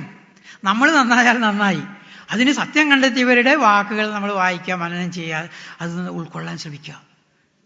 അവർ നല്ലതായാലും നമുക്കെന്താ, ചീത്തയായാലെന്താ? ലോകത്തിലൊന്നും അറിയേണ്ടതല്ല. അതിന് സമയം ഒരുപാട് കളയരുത്. അപ്പോൾ എന്തായാലും ഈ ദിവസങ്ങളിൽ ഭഗവാനെ തന്നെ ശ്രദ്ധയോടുകൂടി വേണം. ചിന്തയന്ത്യേകയാ ബുദ്ധ്യാ മഹാപുരുഷമീശ്വരം, ഏകാഗ്രതയോട് കൂടിയിട്ട് വേണം ഇന്ദ്രിയങ്ങളൊക്കെ, ദുഷ്ടങ്ങളായിട്ടുള്ള ഇന്ദ്രിയങ്ങളൊക്കെ നിയന്ത്രിച്ച്. അത് വളരെ മനോഹരമായിട്ട് അവിടെ പറയുന്നുണ്ട്. പ്രഗൃഹ്യ ഇന്ദ്രിയ ദുഷ്ടാശ്വാൻ. ഇന്ദ്രിയങ്ങൾക്ക് അങ്ങോട്ടും ഇങ്ങോട്ടും പിടിച്ച് വലിക്കുകയാണ്, മെരുക്കം വന്നതൊന്നുമല്ല. എല്ലാവരുടെയും അല്ല, നിങ്ങളുടെ അല്ല പറയുന്നത്, സാധാരണക്കാരുടെയൊക്കെ. അത് അങ്ങോട്ട് വലിക്കും ഇങ്ങോട്ട് വലിക്കും, ഓരോ ഇന്ദ്രിയം അങ്ങോട്ടും ഇങ്ങോട്ടും വലിക്കും. അവരെയൊക്കെ ബുദ്ധിസാരഥിയെ കൊണ്ട് ബുദ്ധിസാരഥി, ഈ ബുദ്ധിസാരഥി അതിനെല്ലാം നിയന്ത്രിക്കണം. എന്നിട്ട് ഭഗവാന്റെ മനശ്ച ഏകാഗ്രയാ ബുദ്ധിയ, ഏകാഗ്രമായ ബുദ്ധി കൊണ്ട് ഭഗവത് അഖിലാത്മനി, അഖിലാത്മാവായ ഭഗവാനിൽ മനസ്സ് ഉറപ്പിച്ചുകൊണ്ട് വാസുദേവേ സമാധായ ചചാര പയോവ്രത, അങ്ങനെ തന്നെ അനുഷ്ഠിക്കുകയും ചെയ്തു. അങ്ങനെ 12 ദിവസം കൊണ്ട് ഭഗവാൻ പ്രത്യക്ഷമായി. അത് അന്നൊന്നുമല്ല, ഇന്നും ഈ പറഞ്ഞതുപോലെ നമുക്ക് ചെയ്യാമെങ്കിൽ. അത്ര വലിയ കഠിനമായിട്ടുള്ളൊരു സാധനമൊന്നും ഇവിടെ പറയുന്നില്ല. 12 ദിവസം ഈ പറഞ്ഞ പോലെ വിവരിക്കണമെങ്കിൽ അത് തന്നെ കുറേ മണിക്കൂറുകൾ വേണം. അതിലേക്ക് പോകുന്നില്ല. 12 ദിവസം ഈ ഭഗവത് ഉപാസന ചെയ്താൽ തന്നെ നമുക്ക് ദർശനം എല്ലാവർക്കും കിട്ടും. 12 ദിവസം ആകുമ്പോൾ ഭഗവാൻ അങ്ങോട്ട് പ്രത്യക്ഷപ്പെട്ടു. ഭഗവാൻ പ്രത്യക്ഷപ്പെട്ട് കാണുമ്പോൾ അതിഥിയുടെ സ്തുതി അതും വളരെ മനോഹരമാണ്. വിവരമില്ലാത്ത ആളൊന്നുമല്ല അതിഥി, നല്ല മനോഹരമായിട്ടുള്ള സ്തുതിയാണ്. എന്നിട്ട് അപ്പോൾ സന്തോഷിച്ചു, ഭഗവാനെ സന്തോഷിച്ച് പറയും, ഏതായാലും സന്തോഷമായി. പറയാൻ പറ്റുന്നില്ല എന്ത് ഭഗവാനെ കാണുമ്പോൾ എന്ത് പറയണമെന്ന്. ഉള്ളിലിരിപ്പം മനസ്സിലായി. മക്കളെയൊക്കെ വീണ്ടും പിന്നെ അവർക്ക് രാജ്യം തിരിച്ചു കിട്ടണം, ത്രിലോകത്തിൻ്റെ ആധിപത്യം ദേവേന്ദ്രന് കിട്ടണം. ഇതൊക്കെയാണല്ലോ ഉദ്ദേശം. മഹാബലിയാണ്, ഇന്ദ്രസേനാണ് അവിടുത്തെ രാജാവ്. പരമഭക്തനാണ്. ഈശ്വര വിപ്രഗുപ്താഹ എന്നാണ് അവിടെ പറഞ്ഞിരിക്കുന്നത്. ഈശ്വരനാലും വിപ്രന്മാരാലും ബ്രാഹ്മണനാരാലും ഒരു ശുക്രൻ തുടങ്ങിയിട്ടുള്ള ആളുകൾ, ഭൃഗുക്കളൊക്കെ അവരാൽ സംരക്ഷിക്കപ്പെട്ടവനാണ് ബുദ്ധ. അവരിൽ ഭക്തിയുണ്ട്. അതുകൊണ്ട് അവർ പരമാവധി മഹാബലിയെ സഹായിക്കുകയും ചെയ്യും, ഇന്ദ്രസേനെ. അപ്പോൾ അവിടെ ഒരു രക്ഷയില്ല. ഒരു ദുഷ്ടനാണെങ്കിൽ വളരെ എളുപ്പത്തിൽ അങ്ങ് നിഗ്രഹിക്കാമായിരുന്നു. ഇത് ദുഷ്ടനല്ല, പരമഭക്തൻ എങ്ങനെ കൊല്ലും? അതുകൊണ്ട് നിഗ്രഹിക്കാൻ വിഷമമാണ്. പക്ഷേ അമ്മയുടെ പ്രാർത്ഥന അല്ലെങ്കിൽ ഭജന, തപസ് വെറുതെ ആവാൻ പറ്റില്ല. ഇത് നമ്മളോടും കൂടെ പറഞ്ഞ മമ അർച്ചനം നാർഹതി ഗന്ധുമന്യഥ, എന്നെ അർച്ചിച്ചത് ഫലമില്ലാതാവാൻ സാധിക്കുക തീർച്ചയായിട്ടും. അതിനെന്ത് വേണം? അതിന് വേണ്ടുന്ന ഒന്ന് ആലോചിക്കണം എന്ന് പറഞ്ഞു. അങ്ങനെ തന്നെ അഥാപ്യുപായോ ദേവി ചിന്ത്യ, അത് ഒന്ന് ചിന്തിക്കണം, ഇതിനുള്ള ഉപായം ചിന്തിക്കണം എന്നാണ്. പെട്ടെന്ന് ദുഷ്ടനാണെങ്കിൽ കൊല്ലാം, ഇത് വേറെ വല്ല വഴി നോക്കണം. അവസാനം ചിന്തിച്ചു, അത് ഞാൻ അങ്ങോട്ട് ചെറുതായേക്കാം, ഞാൻ ചെറുതായിട്ട് യാചിച്ചിട്ട് ഞാൻ അങ്ങോട്ട് തന്നേക്കാം, മക്കൾക്ക് കൊടുത്തേക്കാം. നമുക്ക് എത്ര മനോഹരമായിട്ടുള്ള ഒരു രംഗം. അതിന് ഞാൻ തന്നെ അമ്മയുടെ മകനായിട്ട് ജനിച്ചേക്കാം. എന്നിട്ട് അമ്മയുടെ മകനായി ജനിച്ച് ഞാൻ പോയി ഈ ദേവന്മാരെ അവരുടെ പൂർവ്വസ്ഥിതിയിലേക്ക് കൊണ്ടുവരാം. ഭഗവാൻ അവതരിക്കാൻ തയ്യാറായിരിക്കാം. ഈശ്വരകോടികൾ, ഈശ്വരനല്ല, ഈശ്വരൻ അവതരിക്കുമ്പോൾ നമ്മൾ അവതാരം എന്ന് പറയും. ഈശ്വര കോടികൾ എന്ന് പറഞ്ഞാൽ ഈശ്വര തുല്യരായിട്ടുള്ള ആളുകൾ. സാഖ്യന്മാരൊക്കെ പ്രകൃതിലീന പുരുഷന്മാർ എന്നൊക്കെ പറയും.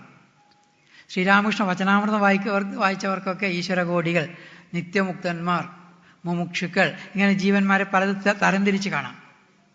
ഈശ്വര കോടികൾ എന്ന് പറഞ്ഞാൽ ഈശ്വര തുല്യരായിട്ടുള്ള ആളുകൾ. അവരൊക്കെ ഇങ്ങോട്ട് ജനിക്കാൻ വേണ്ടി തയ്യാറായിരിക്കുക. ശ്രീനാരായണ ഗുരുദേവൻ പറയുന്നുണ്ട്, ഈ മഹാപുരുഷന്മാർ, നിത്യമുക്തന്മാരായിട്ടുള്ള ആളുകൾ അതൊരു വിഭാഗമാണ്. എപ്പോഴും അവരുണ്ട്. അവരിങ്ങോട്ട് അവതരിക്കാൻ തയ്യാറായിട്ടിരിക്കുകയാണ്. ഭാഗവതത്തിലൊക്കെ അംശാവതാരം എന്നൊക്കെ പറയുന്നത് ഏകദേശം അതുപോലുള്ള ആളുകൾ ഇങ്ങോട്ട് അവതരിക്കാൻ തയ്യാറായിരിക്കുക. പക്ഷെ അതിന് ഉൾക്കൊള്ളാനുള്ള പാത്രം എവിടെ? വല്ലയിടത്തൊന്നും വന്ന് ജനിക്കാൻ പറ്റില്ല. ആ തപസ്സുള്ളവർ എവിടെ ഇരിക്കുന്നു? ഈ ധർമ്മനിഷ്ഠയോടുകൂടി ജീവിക്കുന്ന ആളുകൾ എവിടെ? ഇത് പറയുമ്പോൾ വിഷയം വിട്ടു പോകുമെന്ന് വിചാരിക്കേണ്ട. നമുക്ക് ഇന്നും ഈ സത്യത്തിന് പിന്നാലെ ഇത് വരുന്നുണ്ട്. 100 മുഴുവനായിട്ടും അതിന് 24 മാറ്റം ഇപ്പോഴും ഉണ്ട് എന്നുള്ളതിന് ഒരു തെളിവ് നിങ്ങൾ ശ്രീരാമകൃഷ്ണദേവന്റെ ചരിത്രം വായിച്ചവർക്കറിയാം. ശ്രീരാമകൃഷ്ണദേവന്റെ അച്ഛൻ ക്ഷുതിരാമ ചാറ്റർജി നൂറ്റാണ്ടുകളായിട്ട് പാരമ്പര്യമായിട്ട് അനുഭവിച്ചു വരുന്ന ആ കുടുംബ സ്വത്ത് അവിടുന്ന് ഇറക്കി അദ്ദേഹത്തെ വിട്ടപ്പോൾ ഉണ്ടായിട്ടുള്ള ഒരു എന്തിനാണ് ഇറക്കി വിട്ട് അതിൻ്റെ ഫലം എന്താണെന്നുള്ളത് ഒരു കളവ് പറയാൻ കൂട്ടാക്കാഞ്ഞിട്ട്. ഈ ക്ഷുതിരാമൻ എന്ന് പറഞ്ഞാൽ അദ്ദേഹം നടന്നു വരുമ്പോൾ ആളുകൾ ആരും പറഞ്ഞിട്ടല്ല, നിയമം ഉണ്ടാക്കിയിട്ടൊന്നുമില്ല, വഴിയിൽ നിന്ന് ആളുകളൊക്കെ മാറി നിന്നു. അദ്ദേഹത്തിൻ്റെ സ്വസ്ഥതയ്ക്ക് എന്തെങ്കിലും ഭംഗം വന്നുപോകുമോ എന്ന് വിചാരിച്ച് വഴിയിൽ നിന്ന് മാറി നിൽക്കും. അദ്ദേഹം വലിയ അവിടെയുള്ള കമാർ പുക്കൂർ എന്ന് പറഞ്ഞ പുഷ്കർ എന്ന സംസ്കൃതത്തിലെ വലിയ തടാകമാണ്. പുക്കൂർ എന്നത് ബംഗാളിയിലെ അതിന് പ്രാകൃത രൂപമാണ്. അവിടെ കുളിക്കാൻ ഇദ്ദേഹം ചെന്ന് കഴിഞ്ഞാൽ എല്ലാവരും മാറിക്കളയും. അദ്ദേഹം കുളിച്ചു പോകുന്നവരെ എവിടെയും കുളിച്ച് നിൽക്കും. അത് കുളിച്ചു പോകട്ടെ എന്ന് വിചാരിച്ച് ആദരവ് കാരണം അങ്ങനെ സത്യസന്ധനാണ്. അപ്പോൾ ഇദ്ദേഹം പറഞ്ഞാൽ വേറെ ജമീന്ദാർക്ക് ഒരു കള്ളസാക്ഷി പറയണം, കുറേ സ്വത്ത് വേറെ ആളുടെ കൈക്കലാക്കാൻ. ഒരു സാക്ഷി പറയാൻ പറഞ്ഞപ്പോൾ ഇന്നത്തെ പോലെയുള്ള കോടതിയല്ല, അന്നത്തെ കോടതി നാട്ടുപ്രമാണിമാരൊക്കെയാണ് കോടതി. അപ്പോൾ ക്ഷുതിരാമൻ പറഞ്ഞാൽ അങ്ങനെ അംഗീകരിക്കും. അപ്പോൾ ക്ഷുതിരാമനോട് അവിടെ പോയിട്ട് കാത്തിരിക്കൊന്നും വേണ്ട, ഒന്ന് പറഞ്ഞാൽ മതി ഇയാൾ പറഞ്ഞത് ശരിയാണെന്ന്. അസത്യം പറയാൻ പറ്റില്ല. പറഞ്ഞ് ഭീഷണിയായി. ഭീഷണിയൊന്നും ഈ ധർമ്മനിഷ്ഠർക്ക് എവിടെ ഭീഷണി? അവസാനം അയാളുടെ സ്വാധീനം ഉപയോഗിച്ച് ഈ എത്രയോ തലമുറകളായിട്ട് ജീവിച്ചു വരുന്ന ആ വീടും പറമ്പും എല്ലാം വിട്ടിട്ട് ഇറങ്ങിപ്പോകേണ്ട ഒരു ഗതികേട് അവരെ ഇറക്കി വിട്ടു. ബലമായിട്ട് ഗുണ്ടകളെ വിട്ടിട്ട് അതിന് കള്ളരേഖകൾ ഉണ്ടാക്കി ഗുണ്ടകളെ വിട്ട് അവിടുന്ന് ഇറക്കി വിട്ടു ക്ഷുതിരാമ ചാറ്റർജി. അങ്ങനെ ഇറങ്ങി കുറച്ച് അപ്പുറം വഴി കൂടി ഇനി എന്ത് ചെയ്യണമെന്നറിയില്ല. ഭാര്യയും ഭർത്താവും 2 കുട്ടികളും പുരിയിലേക്ക് പോകാമെന്ന് വിചാരിച്ചു. എന്തെങ്കിലും വഴി ഈശ്വരൻ കാട്ടിത്തരുന്നു. ഈ യോഗക്ഷേമം മഹാമേഘം എന്നൊക്കെ ഭഗവത്ഗീതയൊക്കെ പറയുന്നത് അതിന് പ്രത്യക്ഷമായിട്ട് നൂറ്റാണ്ടുകൾ മുമ്പുള്ള ഒന്നല്ല, ഈ അടുത്ത കാലത്ത് കഴിഞ്ഞ ഒരു സംഭവമാണ്. സുഖലാൽ ഗോസ്വാമി എന്ന് പറഞ്ഞൊരു വലിയ ജമീന്ദാർ, സ്വതേ ഭക്തനാണ്, നല്ല ധർമ്മനിഷ്ഠനാണ്. അടുത്തിരി വിശ്രമിക്കാമെന്ന് പറഞ്ഞു. ഉച്ചക്ക് വിശ്രമിക്കാൻ കിടന്നപ്പോൾ കിടക്കാൻ പറ്റുന്നില്ല, ഇരിക്കാനും പറ്റുന്നില്ല, നടക്കാനും പറ്റുന്നില്ല. അസ്വസ്ഥത, എന്തോ അസ്വസ്ഥത. അപ്പോൾ ഈ അസ്വസ്ഥത അവിടെ ഒന്ന് നടന്നു വരാമെന്ന് വിചാരിച്ചിട്ട് വിശ്രമിക്കാൻ പറ്റുന്നില്ല. വേറെ അസുഖമൊന്നുമില്ല. വഴിയിലേക്ക് ഇറങ്ങിയപ്പോൾ, റോഡ് എന്ന് പറയാൻ വയ്യ, പക്ഷെ നല്ല പെരുവഴി ഇറങ്ങിയപ്പോൾ ക്ഷുതിരാമനും ഭാര്യയും കുട്ടികളും കൂടിയാണ്. പഴയ സുഹൃത്താണ്. എവിടേക്കാണ്? അങ്ങനെയൊന്നുമില്ല. വീണ്ടും ചോദിച്ച് അവസാനം പറയിച്ചു. വീട്ടിൽ നിന്ന് എല്ലാം നഷ്ടപ്പെട്ടു, ഒന്നും എടുക്കാൻ പോലും സാധിക്കാതെ പെരുവഴിയിലേക്ക് ഇറങ്ങേണ്ടി വന്നു. അങ്ങനെ പുരിയിലേക്ക് പോവുക. ഇത് കാണുമ്പോൾ ഇത് കേട്ടപ്പോൾ ഈ സുഖലോൽ ഗോസ്വാമി ശരിക്കും ഭഗവാന്റെ കാരുണ്യം, ഈ പുരാണങ്ങളിലൊന്നും പോകണ്ട, ഇവിടെ സാഷ്ടാംഗം അങ്ങോട്ട് നമസ്കരിച്ചിട്ട് സുഖലാൽ ഗോസ്വാമി പറയാണ്, ഇത് എന്നെ അനുഗ്രഹിക്കാൻ വേണ്ടി ഭഗവാൻ ചെയ്തതാണ്. എനിക്ക് ഒരുപാട് സ്വത്തുണ്ട്, ഇതുകൊണ്ട് ഞാൻ എന്ത് ചെയ്യും? ഈ ലക്ഷ്മി ജ്വാല എന്ന് പറയുന്ന ആ ഒരു പ്രദേശത്ത് ആ നല്ല നെൽപ്പാടം, അതും അവിടെ തന്നെ അവിടുത്തെ ഈ കൊയ്ത്തൊക്കെ കഴിഞ്ഞാൽ സൂക്ഷിക്കാൻ വേണ്ടി, നെല്ലും വൈക്കോലും സൂക്ഷിക്കാൻ വേണ്ടിയിട്ട് അവിടെ പത്തായപ്പര നമ്മൾ പറയുന്ന ഒരു പത്തായപ്പരയുണ്ട്. അത് ഞാൻ അങ്ങേക്ക് സമർപ്പിക്കുന്നത്. അത് ദയവ് ചെയ്ത് സ്വീകരിച്ച് എന്നെ അനുഗ്രഹിക്കണം എന്നാണ്.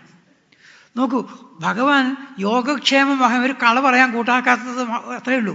ഇറക്കി വിട്ടാൽ ഭഗവാന് വെറുതെ ഇരിക്കാൻ പറ്റുമോ? ഇതുപോലെ തന്നെ നമ്മൾ വേണ്ടതുപോലെ ഭജിച്ചു കഴിഞ്ഞാൽ ഫലമുണ്ടാവും എന്നുള്ളതിന് സംശയമേ ഇല്ല. അതുകൊണ്ട് ഞാൻ ഭർത്താവിനെ ഈശ്വരനെ പോലെ, അല്ലെങ്കിൽ അങ്ങനെ തന്നെയാണ് കണക്കാക്കി അദ്ദേഹത്തെ ഉപാസിച്ചോളൂ, ഞാൻ തന്നെ അവതരിക്കാം. ഞാൻ പറഞ്ഞു വന്നത് ഇന്നും ആ ശ്രദ്ധയോടുകൂടി, ശ്രദ്ധ എന്ന് പറഞ്ഞാൽ അങ്ങേയറ്റത്തെ വിശ്വാസം, ശാസ്ത്രങ്ങളിലും ഗുരുവാക്യങ്ങളിലുമുള്ള വിശ്വാസമാണ് ശ്രദ്ധ. മലയാളത്തിൽ നമ്മൾ ശ്രദ്ധ എന്ന് കുറച്ച് അത്രയും ഗൗരവം അതിന് കൊടുക്കാറില്ല. ഏകാഗ്രതയോടുകൂടി ഇരിക്കുന്നതിനാണ് ശ്രദ്ധ എന്ന് സാധാരണ പറയാം. അങ്ങനെ അതല്ല. ശാസ്ത്രസ്യ ഗുരുവാക്യസ്യ സത്യബുദ്ധി അവധാരണ, സത്യമാണെന്നുള്ള പൂർണ്ണമായിട്ടുള്ള ബോധം ഗുരുവിലും ശാസ്ത്രവാക്യങ്ങളിലും. അത് ഈ അമ്മയ്ക്കുണ്ട്. അതുകൊണ്ടാണല്ലോ അത് പറഞ്ഞതുപോലെ വിടാതെ ചെയ്തത്. അതുകൊണ്ടെല്ലാം ചെയ്തു വരുന്നു. അങ്ങനെ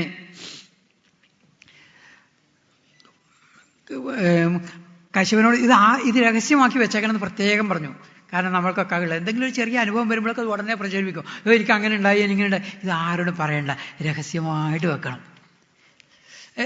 വെച്ചോളൂ എല്ലാം. പിന്നീട് ഭഗവാൻ ചിങ്ങമാസത്തിലെ ഭഗവാൻ തന്നെ കശ്യപ വീര്യത്തിൽ പ്രവേശിച്ച് കശ്യപ അതിഥിയുടെ സന്താനമായിട്ട് വളർന്നു. അന്തരീക്ഷം അതൊക്കെ അവിടെ മനോഹരമായിട്ട് വിവരിക്കുന്നുണ്ട് എല്ലാ മഹാപുരുഷന്മാരും. ഈ ക്ഷുതിരാമ എന്താ പറഞ്ഞ ഞാൻ അങ്ങനെയുള്ള സ്ഥലങ്ങളിലാണ് ശ്രീരാമകൃഷ്ണദേവൻ ജനിച്ചതെന്ന് പറയാൻ വേണ്ടിയായിരുന്നു. ഞാൻ അവിടെ അന്വയിച്ചില്ല. ശ്രീരാമകൃഷ്ണദേവനെ പോലുള്ള അല്ലെങ്കിൽ സർവേശ്വരൻ അവതരിച്ചത് ഇതുപോലൊരു ക്ഷുതിരാമൻ്റെ വീട്ടിലാണ്. അത് പറയാൻ വേണ്ടിയിട്ടാണ്. അത് മറ്റതുകൊണ്ട് ഭഗവാന്റെ അനുഗ്രഹവും അങ്ങനെയുള്ള സ്ഥലങ്ങളിൽ. അതേപോലെ ഇവിടെ ഇവരുടെ പവിത്രത നാരായണഗുരു അതാ പറഞ്ഞത്. ഈ സർവേശ്വരൻ അല്ലെങ്കിൽ ഈശ്വരകോടികൾ അവതരിക്കാൻ തയ്യാറാണ്. അത് വാങ്ങാനുള്ള പാത്രങ്ങൾ എവിടെ? ഈ വാല്യൂ എഡ്യൂക്കേഷൻ എന്നൊക്കെ പറയുമ്പോൾ നമ്മൾ കുട്ടികൾക്കൊക്കെ ഇതൊക്കെ ഇങ്ങനെ കൊടുത്തിരുന്നെങ്കിൽ, പ്രത്യേകിച്ച് ചെറുപ്പക്കാർക്ക്, ഒരുപാട് കാര്യങ്ങൾ നമുക്ക് പറഞ്ഞാൽ തന്നെ. കാരണം എല്ലാവർക്കും നല്ല സന്താനങ്ങൾ ഉണ്ടാവാണെന്ന് ആഗ്രഹം ഉണ്ടാവും. ആ കുറച്ച് ഈ ആശയങ്ങൾ നമ്മുടെ ശാസ്ത്രങ്ങളിലൊക്കെ ഉള്ളത് പറഞ്ഞു കൊടുക്കണം. അല്ലാതെ എങ്ങനെ അറിയാം? മാതാപിതാക്കളുടെ ദിനചര്യ യാദൃശം ഭജതേ ഹി സ്ത്രീ സുതം സൂതേ തഥാവിധം മനുസ്മൃതിയിൽ കാണാം. അമ്മയുടെ വികാരങ്ങൾക്കനുസരിച്ചിരിക്കും സന്താനം. മാതാപിതാക്കളുടെ വികാരങ്ങൾക്കനുസരിച്ചിരിക്കും സന്താനം. സംശയമേ ഇല്ല. അതെൻ്റെ വിഷയം അല്ലാത്തതുകൊണ്ട് ഞാൻ അധികം കടന്നു പോകുന്നില്ല. അവിടെ തന്നെ നിന്നുപോകും. അങ്ങനെ ശ്രോണായാം ശ്രവണദ്വാദശ്യാം മുഹൂർത്തേ അഭിജിതി പ്രഭു സർവേ നക്ഷത്രതാരാദ്യ ചക്രു തജ്ജന്മ ദക്ഷിണം. ശ്രാവണമാസത്തിലെ തിരുവോണം നാളിൽ, ചിങ്ങമാസത്തിലെ തിരുവോണം നാളിൽ ദ്വാദശി തിഥിയിൽ ചതുർബാഹുവായിട്ട് ആണ് ഭഗവാൻ ആദ്യം അവതരിക്കുന്നത്, ആവിർഭവിക്കുന്നത്. തിരുവോണം ദിവസം തന്നെയാണ്. തിരുവോണം ഇവിടെ പാതാളത്തിൽ നിന്ന് തൻ്റെ പ്രജകളെ കാണാൻ വേണ്ടി വരുന്ന ദിവസമൊന്നും അല്ല. ഇതൊരു വിഡ്ഢിത്തം നമ്മൾ പാഠപുസ്തകങ്ങളിൽ കൂടിയും നമ്മുടെ കുട്ടികളെ വിഡ്ഢിത്തം പഠിപ്പിക്കുന്നത്. ഭഗവാൻ അവതരിച്ച ദിവസം അത് നമ്മൾ ആഘോഷിക്കുകയാണ് ചെയ്യുന്നത്. ശ്രീകൃഷ്ണാവതാരം നമ്മൾ ആഘോഷിക്കും പോലെ വാമനാവതാരം ആഘോഷിക്കുന്ന, അല്ലാതെ പ്രജകളെ കാണാൻ വേണ്ടിയിട്ട് വരുന്നതൊന്നുമല്ല ഈ തിരുവോണാഘോഷം. അത് ആ കാര്യമേ നമ്മൾ വിട്ടിരിക്കുന്നു. ഭാഗവത കേരളത്തിൽ അങ്ങോളം ഇങ്ങോളം വായിക്കുന്നത്, എന്നിട്ടും മഹാബലി ചവിട്ടി താഴ്ത്തിയ കഥ തന്നെയാണ്. ആരും പ്രതികരിക്കുന്നുമില്ല. വളരെ വളരെ ദുർലഭമായിട്ട് എവിടെയെങ്കിലും ആരെങ്കിലും പറയുന്നുണ്ടോ എന്നറിയില്ല. ഇപ്പോഴാ അതുപോലുള്ള കഥ ഒരു വേഷങ്ങളൊക്കെ കെട്ടിച്ച്, മഹാബലിയുടെ വേഷം, കുടവയറിൻ്റെ ഒക്കെ ഒരു വേഷമൊക്കെ കെട്ടിച്ച് പ്രജകളെ കാണാൻ വരുന്നത്, ഇത് വലിയൊരു അപരാധമാണ്. നമ്മൾ കണ്ടിരിക്കുന്നത് പോലും അധർമ്മം കണ്ടുകൊണ്ടിരിക്കരുതെന്ന് പല സ്ഥലങ്ങളിൽ ഭാഗവതത്തിൽ തന്നെ പറയുന്നുണ്ട്. അവിടെ നമ്മൾ വിട്ടുപോകണം എന്നൊക്കെ പറയും. കംസൻ്റെ അവിടെ മല്ലന്മാർ മല്ലയുദ്ധം ചെയ്യുമ്പോഴൊക്കെ അവിടെ കണ്ടിരിക്കുന്ന സ്ത്രീകൾക്ക് പോലും ആ ധാർമ്മിക ബോധമുണ്ട്. ഇങ്ങനെയുള്ളത് ഈ അധർമ്മം നമ്മൾ കണ്ടിരിക്കുന്നത്, നമ്മളെ ഇവിടുന്ന് പോവുകയാണ് വേണ്ടതെന്നൊക്കെ അവിടെ പറയുന്നുണ്ട്. അതുപോലെ നമ്മൾ ഈ അധർമ്മം കണ്ട് യാതൊരു പ്രതികരണ ശേഷിയില്ല. ആർക്കും എന്തും ചെയ്യാം. നമ്മളെ അത് ഭാഗവതം വേറെ, നമ്മുടെ ജീവിതം വേറെ. അങ്ങനെയാണ്. അല്ലെങ്കിൽ ശാസ്ത്രങ്ങൾ വേറെ. അങ്ങനെ വരുന്നത് ഇത് നമ്മുടെ ജീവിതത്തിലേക്ക് പകർത്തണം. അപ്പോഴേ അത് അങ്ങനെ നല്ല മുഹൂർത്തത്തിൽ തൃക്കൈകളോടുകൂടി ശംഖചക്ര കഥാപത്മങ്ങളോടുകൂടി തന്നെയാണ്. പെട്ടെന്ന് ബഭൂവതേനൈവ വാമനോ വടു സംപശ്യതോ ദിവ്യഗതിർ യഥാ നട. ഒരു നടൻ വേഷം മാറുന്നത് പോലെ വേഷം മാറി. കാരണം പോകേണ്ടത് യാചിക്കാനാണ്. അപ്പോൾ യാചിക്കാനുള്ള വേഷം ഒരു ബ്രഹ്മചാരിയുടെ വേഷം. ബ്രഹ്മചാരിക്ക് സന്യാസിക്ക് മാത്രമേ യാചിക്കാൻ അർഹതയുള്ളൂ. ഗൃഹസ്ഥൻ ഒരിക്കലും യാചിക്കരുത്, ഭിക്ഷ യാചിക്കരുത്. അത് അധർമ്മമാണ്. ബ്രഹ്മചാരിക്കും സന്യാസിക്കും മാത്രമേ യാചിക്കാൻ അർഹതയുള്ളൂ. പല ആളുകളും എനിക്ക് വളരെ സങ്കടം തോന്നി.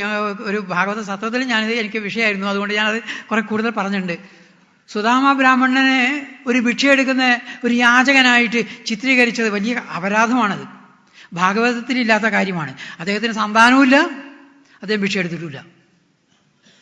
ധൈര്യത്തിൽ പറയാം. അതിന് ആ വിഷയം എന്താ അല്ലാത്തതുകൊണ്ട് ഞാൻ അതിലേക്ക് അധികം കിടക്കുന്നില്ല. പക്ഷേ ഭിക്ഷ എടുക്കാൻ അർഹതയില്ല. അദ്ദേഹം ഭിക്ഷ എടുത്തിട്ടുണ്ടെങ്കിൽ അധർമ്മമാണ് ചെയ്തത്. അധർമ്മി ഒരിക്കലും ഭക്തനാവില്ല. ആ സുദാമ ചരിതം ഒന്ന് നമ്മൾ വായിച്ചു നോക്കണം.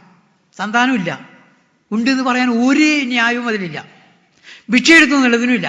പിന്നെ എങ്ങനെ ജീവിച്ചു എന്ന് അതിൽ തന്നെ ഉണ്ട് മറുപടി. എതിർച്ചയോപവന. ഈ മഹാത്മാവ് ഈശ്വരനെ കുറിച്ച് ചിന്തിച്ചുകൊണ്ടിരിക്കുമ്പോൾ ആളുകൾ അദ്ദേഹത്തെ എടുത്ത് വന്നിരിക്കുന്നത് തന്നെ സന്തോഷമാണ്. ചിലപ്പോൾ സംശയം ചോദിക്കാം, ഭഗവാനെ കുറിച്ച് ചോദിക്കാൻ വരും. വരുന്നവർ വെറും കൈയോടെ വരില്ല, എന്തെങ്കിലും കൊടുക്കും. അതാണ് യാദൃച്ഛികമായിട്ട് കിട്ടുന്നത്. അതുകൊണ്ട് അവർ കുടുംബം കഴിച്ചിരുന്നു. പിന്നെ ഭാര്യയോട് കർത്തവ്യം. ഭാര്യയുടെ മനസ്സ് അതുപോലെ ഉയർന്നതാ. അനുരൂപയായിട്ടുള്ള വധുവല്ലേ എന്ന് കൃഷ്ണൻ ചോദിക്കണ്ട. മക്കളുടെ കാര്യം ചോദിക്കുന്നില്ല. അനുരൂപ എന്ന് പറഞ്ഞാൽ എന്താ? ഈശ്വരനെ എന്ന് ചിന്തിക്കുന്ന സഹധർമ്മിണിയാണ്, പത്നിയാണ്. ആ യജ്ഞത്തിൽ ആവുന്നവളാണ്. അതിന് ശ്രീരാമകൃഷ്ണദേവന്റെ അദ്ദേഹത്തിന്റെ ശിഷ്യന്മാരുടെ ചരിത്രം വായിക്കണം. നാഗമഹാശി എന്നുള്ള ഒരു മഹാവ്യക്തി, അദ്ദേഹത്തിന്റെ പത്നിയെ അവരെങ്ങനെ ജീവിച്ചത്. ആ സുദാമാവിന്റെ അതേ ആധുനിക പതിപ്പാണ് നാഗമഹാശയനും പത്നിയും. ശരീരബോധേ ഇല്ല. സുദാമാവിനെ കുറിച്ച് പറയുമ്പോഴും ഇന്ദ്രിയാർത്ഥേഷു വിരക്ത ജിതേന്ദ്രിയ, ഇതൊക്കെയാണ് വിശേഷണങ്ങൾ. ഇന്ദ്രിയ വിഷയങ്ങളിലൊക്കെ വിരക്തനാണ്, ജിതേന്ദ്രിയനാണ്. പിന്നെ ഈ സന്താനം ഉണ്ടായത് എങ്ങനെയാ പറയുന്നത്? പോട്ടെ. ഇവിടെ ഈ ഭിക്ഷ എടുക്കാൻ പറ്റിയ വേഷം ഒരു ബ്രഹ്മചാരിയുടെ. അങ്ങനെ ബ്രഹ്മചാരിയുടെ വേഷമാകുമ്പോൾ വേഗം വേണം, ഇതെല്ലാം വേഗം കാര്യങ്ങൾ നടക്കുന്നുണ്ട്, അധികം സമയമില്ല. അപ്പോൾ ദേവന്മാരൊക്കെ വന്ന് അവരവർ നല്ല വേഷം കെട്ടിച്ചു എന്ന് ചുരുക്കം. ഓരോരാൾ ഓരോന്ന് വേണ്ടുന്നതൊക്കെ കൊടുത്തു. പിന്നെ സൂര്യൻ വന്നു, ബ്രഹ്മാവ് വന്നു, ബൃഹസ്പതി വന്നു, സരസ്വതി വന്നു, സപ്തർഷികൾ. അവരൊക്കെ ഈ ബ്രഹ്മചാരിക്ക് വേണ്ടുന്നതെല്ലാം അങ്ങോട്ട് സമ്മാനിച്ച് നേരെ ഭൃഗുകച്ഛത്തിൽ, തൃക്കാക്കരയൊന്നുമല്ല കേട്ടോ ഈ യാഗം നടത്തിയത്, പിന്നെ ഭൃഗുകച്ഛത്തിലാണ്, ഗുജറാത്തിലാണ്. അവിടെ യാഗം നടത്തുമ്പോൾ അവിടേക്കാണ് ചെല്ലുന്നത്. ചെല്ലുമ്പോൾ വളരെ മനോഹരമായിട്ടാണ് ഇത് ഭാഗവതമൊക്കെ പറയുന്നത്. ഭൂമി കുനിയും പോലെ. കാരണം ഈ പ്രപഞ്ചത്തിൻ്റെ മുഴുവൻ ആ ഭാരം ഈ തന്നിലേക്ക് തന്നെ ആവഹിച്ചതുപോലെയാണ്. ഈ അവതാര പുരുഷന്മാരുടെയൊക്കെ കഥ വായിക്കുമ്പോൾ ഞാൻ കുറേ ആളുകളോട് ചോദിച്ചൊരു ഒരു ചോദ്യം ഞാൻ ചോദിക്കുന്നില്ല. ശ്രീകൃഷ്ണ അവതാരത്തിൻ്റെ പ്രധാനമായിട്ടുള്ള അവതാര ദൗത്യം കംസനെ കൊല്ലലാണെന്ന് എല്ലാവരും പറയും. ശരി, എങ്ങനെ കൊന്നതെന്ന് ചോദിക്കുമ്പോൾ ഒരുപാട് ഉത്തരങ്ങൾ. അതിനെക്കുറിച്ച് ആരും ചിന്തിച്ചില്ല. ആവശ്യമില്ലായിരിക്കാം, പക്ഷെ അത് ലീല, കൃഷ്ണ ലീലയല്ലേ. ആ ലീല എന്നുള്ള നിലയിൽ ഒന്ന് ചിന്തിച്ച് നോക്കുന്നത്. എങ്ങനെയാണ് കൊന്നത്? നിങ്ങളൊന്ന് ഉത്തരം ഒന്ന് മനസ്സിൽ കണ്ടു വെച്ചോളൂ. എങ്ങനെയാണ് കൊന്നത്? അടിച്ചിട്ടോ, കുത്തിയിട്ടോ, കഴുത്ത് പിടിച്ച് ഞെക്കിയിട്ടോ? നമ്മളെല്ലാവരും കൃഷ്ണാവതാര കഥകൾ കംസാവതവും പറയാറുണ്ട്. എത്ര പേർക്ക് അറിയാവുന്നു? ഒന്ന് സ്വയം പരീക്ഷിക്കാൻ വേണ്ടിയിട്ട്. നമ്മൾ ശ്രദ്ധിച്ചിട്ടുണ്ടാവില്ല. എന്നോട് എന്തൊക്കെയോ ഇന്നാളെ ഒരാൾ പറഞ്ഞു വില്ലെടുത്തിട്ടാണ്. അത് അല്ല, തമാശ അല്ല, ഇത് സത്യമാണ്. ഇവിടെ ഇരുന്നിട്ടാണ് പറയുന്നത്. നമ്മൾ ശ്രദ്ധിക്കാറില്ല. അവിടെ ഒരു നല്ലൊരു മനോഹരമായിട്ടൊരു രംഗമുണ്ടത്. ലഘിംന, അതായത് ലഘിമ, ഈ അഷ്ടൈശ്വര്യ സിദ്ധങ്ങൾ ഒരുപോലെ ഭഗവാൻ അങ്ങോട്ട് പ്രയോഗിച്ചിട്ടുണ്ട് ആളുകളെ ആകർഷിക്കാൻ. എങ്ങനെയെങ്കിലും തൻ്റെ രൂപത്തിലേക്ക് ആകർഷിക്കുക, അതെല്ലാം ഉണ്ട് ഇവിടെ. ലഘിമ, അണിമ, മഹിമ, ലഘിമ, ഗരിമ എന്നുള്ള ലഘിമ സ്വീകരിച്ച് നേരെ കംസൻ ഇരിക്കുന്ന വളരെ ഉയരത്തിലാണ്. പാവിലിയൻ കെട്ടിയിട്ടുണ്ട്, വലിയ ഇൻഡോർ സ്റ്റേഡിയം പോലെ. ഈ മല്ലയുദ്ധത്തിന് വേണ്ടി തയ്യാറാക്കി അതിന് ഒരാൾക്ക് ഇരിക്കാൻ പ്രത്യേകം സീറ്റൊക്കെ അറേഞ്ച് ചെയ്തിട്ടുണ്ട്. വളരെ ഉയരത്തിലാണ് കംസന്റെ രാജാവിൻ്റെ സീറ്റ് അറേഞ്ച് ചെയ്തിരിക്കുന്നത്. അവിടത്തേക്ക് ലഘിമ എന്ന് പറഞ്ഞാൽ തീരെ ഭാരമില്ലാതിരിക്കുക, ഹൈഡ്രജൻ ബലൂൺ പോലെ. അത് നേരെ മുകളിലേക്ക് പോയി. അപ്പോൾ കംസൻ വേഗം വാളെടുത്ത് വീശാൻ തുടങ്ങി. അതിൻ്റെ ഇടയിൽ തലമുടി പിടിച്ചിട്ട് പിന്നെ ചെയ്യുന്നത് ഗരിമ. ഗരിമ പറഞ്ഞ ഭാരം, വലിയ ഭാരം. ആ ഭാരം ഈ പിടിച്ചിട്ട് ഒരൊറ്റ വീഴ്ചയാണ്. വീഴുമ്പോൾ ഈ ഭാരം എത്രയാണെന്ന് കണക്കാക്കാൻ പറ്റില്ല, എത്ര ടണ്ണൊന്നും കണക്കാക്കാൻ പറ്റില്ല. ആ ഭാരം കംസന്റെ മേലെയാണ് വീഴുന്നത്. ആ വീഴ്ച കൊണ്ടാണ് മരിക്കുന്നത്. അല്ലാതെ ഇടിയും കുത്തും ഇതൊന്നും അവിടെ ഇല്ല. അതേപോലെ ഈ നടന്നു പോകുമ്പോൾ ഭൂമി കുലുങ്ങുന്നതെന്ന് തോന്നും. അങ്ങോട്ട് നേരെ ചെല്ലുമ്പോൾ തന്നെ ആ ഭഗവാന്റെ പരിശുദ്ധി കൊണ്ട് പിന്നെ പ്രത്യേകിച്ച് പറയേണ്ടതില്ല. ആ ബ്രഹ്മചാരിയുടെ ആ മഹത്വം, തേജസ് എന്ന് പറഞ്ഞാൽ ശങ്കരാചാര്യ സ്വാമികൾ ഭഗവത്ഗീതയുടെ വ്യാഖ്യാനത്തിൽ 16-ാം അധ്യായത്തിൽ ദൈവിക ഗുണങ്ങൾ പറയുന്നിടത്ത് തേജക്ഷമാ ധൃതി ശൗചം എന്നുള്ള അവിടെ തേജസ് എന്ന് പറഞ്ഞാൽ എന്നാ ത്വഗ്ഗതാ ദീപ്തി, ഈ തൊലിയുടെ പുറത്തുള്ള നിറമല്ല. പരയിൽ അനഭിഭവ, മറ്റുള്ളവരുടെ മുമ്പിൽ അഭിഭവം മങ്ങലേൽക്കാതിരിക്കലാണ് തേജസ്. അത് അങ്ങോട്ട് ചെല്ലുമ്പോൾ എല്ലാവരും അറിയാതെ ശുക്രൻ തുടങ്ങിയവരൊക്കെ എഴുന്നേറ്റു. സ്വാഭാവികമായിട്ടും മഹാബലി എഴുന്നേറ്റു. എല്ലാവരും എഴുന്നേറ്റു. ഭഗവാൻ അറിഞ്ഞിട്ടില്ല അങ്ങോട്ട് സ്വീകരിക്കാൻ. സ്വാഗതേന അഭിനന്ദ്യാഥ പാദൗ ഭഗവതോ ബലി അവനിജ്യ അർച്ചയാമാസ മുക്തസംഗമനോരമം.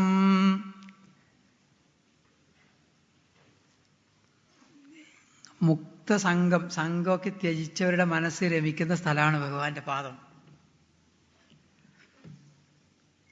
സ്വാഭാവികമായിട്ട് അങ്ങനെയുള്ളവർക്ക് അങ്ങനെ തോന്നുള്ളൂ, ഇത് തിരിച്ചറിയാൻ പറ്റുള്ളൂ. ഭഗവാൻ മനസ്സിലായില്ല, എങ്കിലും തേജസ്വിയായിട്ടുള്ള ഒരാളെന്ന് മനസ്സിലായി. അതുകൊണ്ടാണ് അപ്പോൾ കാലൊക്കെ കഴുകി വേണ്ടതുപോലെ സ്വീകരിച്ച്, അതൊന്നും ഇവിടെ വിവരിക്കുന്നില്ല, വേണ്ടതുപോലെ സ്വീകരിച്ച് ഇരുത്തി പാദങ്ങളൊക്കെ കഴുകി പിന്നെ ആ തീർത്ഥം എല്ലാവരും അങ്ങോട്ട് തെളിച്ചു.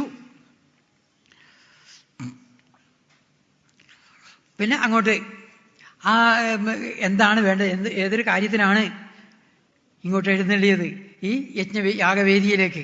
സാധാരണയായിട്ട് ബ്രഹ്മചാരി വരിക, ഗുരുകുലത്തിൽ നിന്ന് പഠിപ്പൊക്കെ കഴിഞ്ഞ് ഗുരുദക്ഷിണ കൊടുക്കണമെങ്കിൽ, കാര്യമായിട്ട് എന്തെങ്കിലും കൊടുക്കണമെങ്കിൽ എവിടെ ചെന്ന് ചോദിക്കും? രാജാവോട് ചോദിക്കാം. രാജാവ് കൊടുത്തുകൊണ്ടിരിക്കുന്ന സമയമാണ്, അത്ര ഉദാഹരണമാണ്.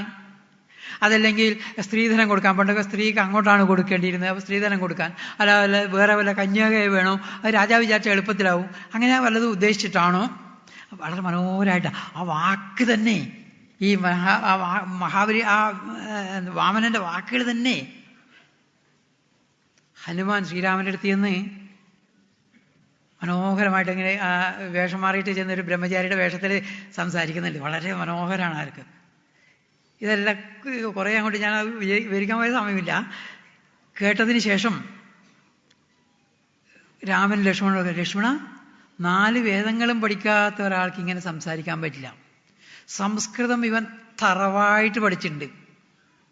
നൂനം സംസ്കൃതം അനേന വ്യാകരണം അനേന ബഹുധാ ശ്രുതം, നല്ല പല വിധത്തിൽ നന്നായിട്ട് സംസ്കൃതം പഠിച്ചിട്ടുണ്ട്. എന്നിട്ട് അവസാനം പറയും സംസ്കാരക്രമസമ്പന്നാം അദ്രുതാം അവിളംബിതാം ഉച്ചാരയതി കല്യാണീം വാചം ഹൃദയഹാരിണീം. വാൽമീകിയുടെ ആ പദങ്ങൾ പ്രയോഗിച്ച് തന്നെ നമ്മുടെ ഹൃദയത്തെ ആഹരിക്കുന്നതാ ഈ ഹനുമാൻ. ഈ ഹനുമാനല്ല, ഈ ബ്രഹ്മചാരി എന്ത് മനോഹരമായിട്ടാണ് സംസാരിച്ചത്. സംസ്കാരക്രമസമ്പന്നം. നമ്മൾ എവിടെയെങ്കിലും ഒരാൾ നമ്മൾ സംസാരിക്കാൻ നമുക്ക് അറിയാം ഏകദേശം അയാളുടെ സംസ്കാരം. പിന്നെ എങ്ങനെയാ ശരിക്കും നമ്മുടെ കുട്ടികളെ എങ്ങനെ സംസാരിക്കണം എന്ന് പഠിപ്പിക്കാൻ ആ വാൽമീകി രാമായണത്തിലെ ആ ഭാഗം എടുത്ത് പറഞ്ഞാൽ മതി. അധ്യാത്മരാമായണത്തിലുണ്ട്, കുറച്ചിട്ടാണെന്ന് മാത്രമേ ഉള്ളൂ. എങ്ങനെയാണ് ഹനുമാൻ സംസാരിച്ചത് വളരെ ഉണ്ടത്. അദ്രുതാമവിളംബി, വളരെ വേഗത്തിലല്ല, വളരെ സാവധാനത്തിലല്ല, വളരെ പരുത്തി പറഞ്ഞില്ല, വളരെ കുറുക്കി പറഞ്ഞില്ല, ഇങ്ങനെ കുറേ കാര്യങ്ങൾ. അവസാനമാണിത് പറഞ്ഞത് സംസ്കാരക്രമ സമ്പന്നം അദ്രുതാം അവിളംബിതാം ഉച്ചാരയതി കല്യാണിയും വാചം. ആ വാക്ക് തന്നെ നോക്കൂ, കല്യാണിയായിട്ടുള്ള വാക്കുകൾ, മംഗളവാക്കുകൾ. ആ വാക്കുകൾക്ക് തന്നെ ഒരു മഹത്വമുണ്ട്. ഹൃദയഹാരിണിയും, ആരുടെ ഹൃദയത്തെയും ഹരിക്കുന്നതാ. എന്നിട്ട് പറയും ഇങ്ങനെയുള്ള ഒരു സേവകനുള്ള ഒരാൾ പരാജയം കാണില്ല ലക്ഷ്മണ എന്നാണ് അടുത്ത വാചകം. അതേപോലെയാണ് ഇവിടെ വാമനന് വേറൊരു കാര്യം നേടാനുണ്ട്. അതുകൊണ്ട് ഒന്നും കൂടെ അതിനെ ഭംഗിയായിട്ട് പറയും. അങ്ങ് പറഞ്ഞത് എന്തുകൊണ്ടും അങ്ങയുടെ പാരമ്പര്യത്തിന് യോജിച്ചതാണ്. എന്തൊക്കെ വേണമെന്ന് ചോദിച്ചോക്കില്ല, അതൊക്കെ ആവശ്യമുള്ള എന്ത് ചോദിച്ചോളൂ എന്ന് പറഞ്ഞു. കുറേ പറഞ്ഞു അങ്ങ് ആ പാരമ്പര്യത്തിന് യോജിച്ചതാ. അങ്ങനെ പറഞ്ഞ് ഹിരണ്യകശിപു മഹാവിഷ്ണുവിനെ തേടിയിട്ട് എല്ലായിടത്തും പോയി, വൈകുണ്ഠത്തിലൊക്കെ പോയി. ഭഗവാൻ ആളുടെ ഹൃദയത്തിൽ കയറിയിരുന്നു. നോക്കൂ, അപ്പൊ എത്ര ശേഷനായിരിക്കണം ഹിരണ്യകശിപു. പിന്നീട് പ്രഹ്ലാദൻ, അവരുടെ പിന്നെയുള്ളത് വിരോചനൻ. ഈ വിരോചനും അതുപോലെ പിന്നീടും അത് പറയുന്നുണ്ട്. ശുക്രൻ പറയുന്നിടത്ത് ആ വൈരോചനേന്ന് വിളിച്ച് ഒരു വിളിയുണ്ട്, വളരെ അർത്ഥമുണ്ട്. അത് അവിടെ എത്തുമ്പോൾ നോക്കാം. പിതാ പ്രഹ്ലാദപുത്രസ്തേ തദ്വിദ്വാൻ ദ്വിജവത്സര സ്വമായു ദ്വിജലിംഗേഭ്യോ ദേവേഭ്യോ സയാചിത. അങ്ങയുടെ അച്ഛൻ സൂര്യനെ തപസ് ചെയ്തൊരു കിരീടം കിട്ടി, ദീർഘായുസായിട്ടിരിക്കട്ടെ എന്ന്.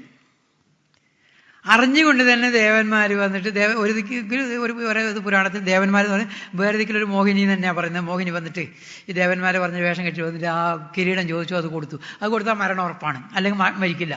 അത് തലയിൽ ഇരിക്കുന്നിടത്തോളം കാലം മരണമില്ല. മരണം വരുമെന്ന് വിചാരിച്ച് തന്നെ കൊടുത്ത ആളാണല്ലോ. അത് ഇങ്ങനെ പൊക്കി പറഞ്ഞത്. അപ്പോൾ തരാമെന്ന് ഉറപ്പിച്ച് ഇതെല്ലാം ഉറപ്പിച്ച് കുറേ സാധാരണ മുഖസ്തുതി പറയുന്നത് എപ്പോഴാണ്? മുഖസ്തുതി അല്ല, ഇതുള്ള കാര്യമാണ് സ്തുതിക്കുന്നത്. ഇതിന് കാര്യം നേടാൻ വേണ്ടി തന്നെയാണ്. അതുകൊണ്ട് ഒരു പ്രോമിസ് ഇങ്ങോട്ട് കിട്ടണം, അതിന് വേണ്ടിയിട്ട് അതും കൂടെ ഉദ്ദേശിച്ചിട്ട് തന്നെയാണ്. ഉള്ള കാര്യമാണ് താനും. അതുകൊണ്ട് എന്താ വേണ്ടത് ചോദിച്ചോളൂ, എന്ത് വേണമെങ്കിലും ചോദിച്ചോളൂ. അപ്പോ തസ്മാത്വോ മഹീമീഷ വൃണേഹം വരദർഷഭാത് പദാനി ത്രീണി ദൈത്യേന്ദ്ര സംവിധാനി പദാ മമ. അധികമൊന്നും വേണ്ട, ഒരു 3 അടി മണ്ണ് ഞാൻ എൻ്റെ കാലുകൊണ്ട് അളന്നെടുത്തോളാം, അത്രേ വേണ്ടൂ. അപ്പോൾ പറയോ അതെന്തിനാ അത്ര കുറച്ച്? അത് ഒരുപാട് വിവരിക്കാണ്ട്. ബ്രാഹ്മണതായാത ഈ ലൗകിക കാര്യങ്ങളും തീരെ പരിചയം പോരാൻ തോന്നുന്നു. ഒരാൾ തരാൻ പറയുമ്പോൾ കിട്ടുന്നത്ര മേടിക്കല്ലേ വേണ്ടത്. അതും ഈ രാജാവിൻ്റെ അടുത്ത് ഒരു 3 അടി മണ്ണ്. മാം വജോഭ്യ സമാരാധ്യ, എന്നെ വാക്കുകൾ കൊണ്ട് ഇങ്ങനെ ആരാധിച്ചിട്ട്, അതായത് എൻ്റെ പിതാക്കന്മാരെ അവരവരൊക്കെ വലിയ മഹാത്മാക്കൾ എന്നൊക്കെ പറഞ്ഞ് അതൊരു തരം ആരാധനയല്ലേ, ഒരു സ്തുതിയല്ലേ. ഇതൊക്കെ ചെയ്തിട്ട് അത് പിന്നെ ലോകാനാം ഏകമീശ്വരം, ഈ ലോകത്തിന് മുഴുവൻ ഈശ്വരനായിരിക്കുന്ന എന്നോട് ഈ നിസ്സാര കാര്യം ചോദിക്കുന്നത്, അതിന് പിന്നെ നല്ല മറുപടി, വളരെ അത് പഠിക്കാനുള്ളത്. അത് പറഞ്ഞത് ഇപ്പം പറയാനൊന്നും എന്തായാലും സമയമില്ല, ആശയ്ക്കൊരറുതിയില്ല. അതുകൊണ്ട് അതിങ്ങനെ കുറേ വിവരിക്കും. പിന്നെ യാചിക്കുന്നതേ മോശം. അതുകൊണ്ട് അത്യാവശ്യത്തിനുള്ള മാത്രം ചോദിക്കാന്നുള്ളതാണ് ധർമ്മം. അതുകൊണ്ട് എനിക്കത് മതി, അത് ഞാൻ എൻ്റെ കാലം കൊണ്ട് അളന്നെടുത്തോളാന്ന്. ഇത് അവിടെ ഒരു സൂത്രം പ്രയോഗിച്ചു.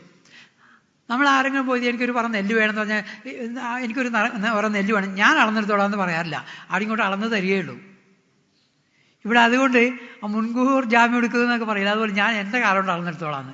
ഒരാൾ തരാമെന്ന് പറഞ്ഞാൽ പൈസ തരാമെന്ന് പറഞ്ഞാൽ ഞാൻ എണ്ണിയെടുത്തോളാം, ഉള്ളതൊക്കെ ഇങ്ങോട്ട് തരുമെന്ന് പറയുമോ? ഇല്ല, ആ തരുന്നത് വാങ്ങലാണ് പതിവ്.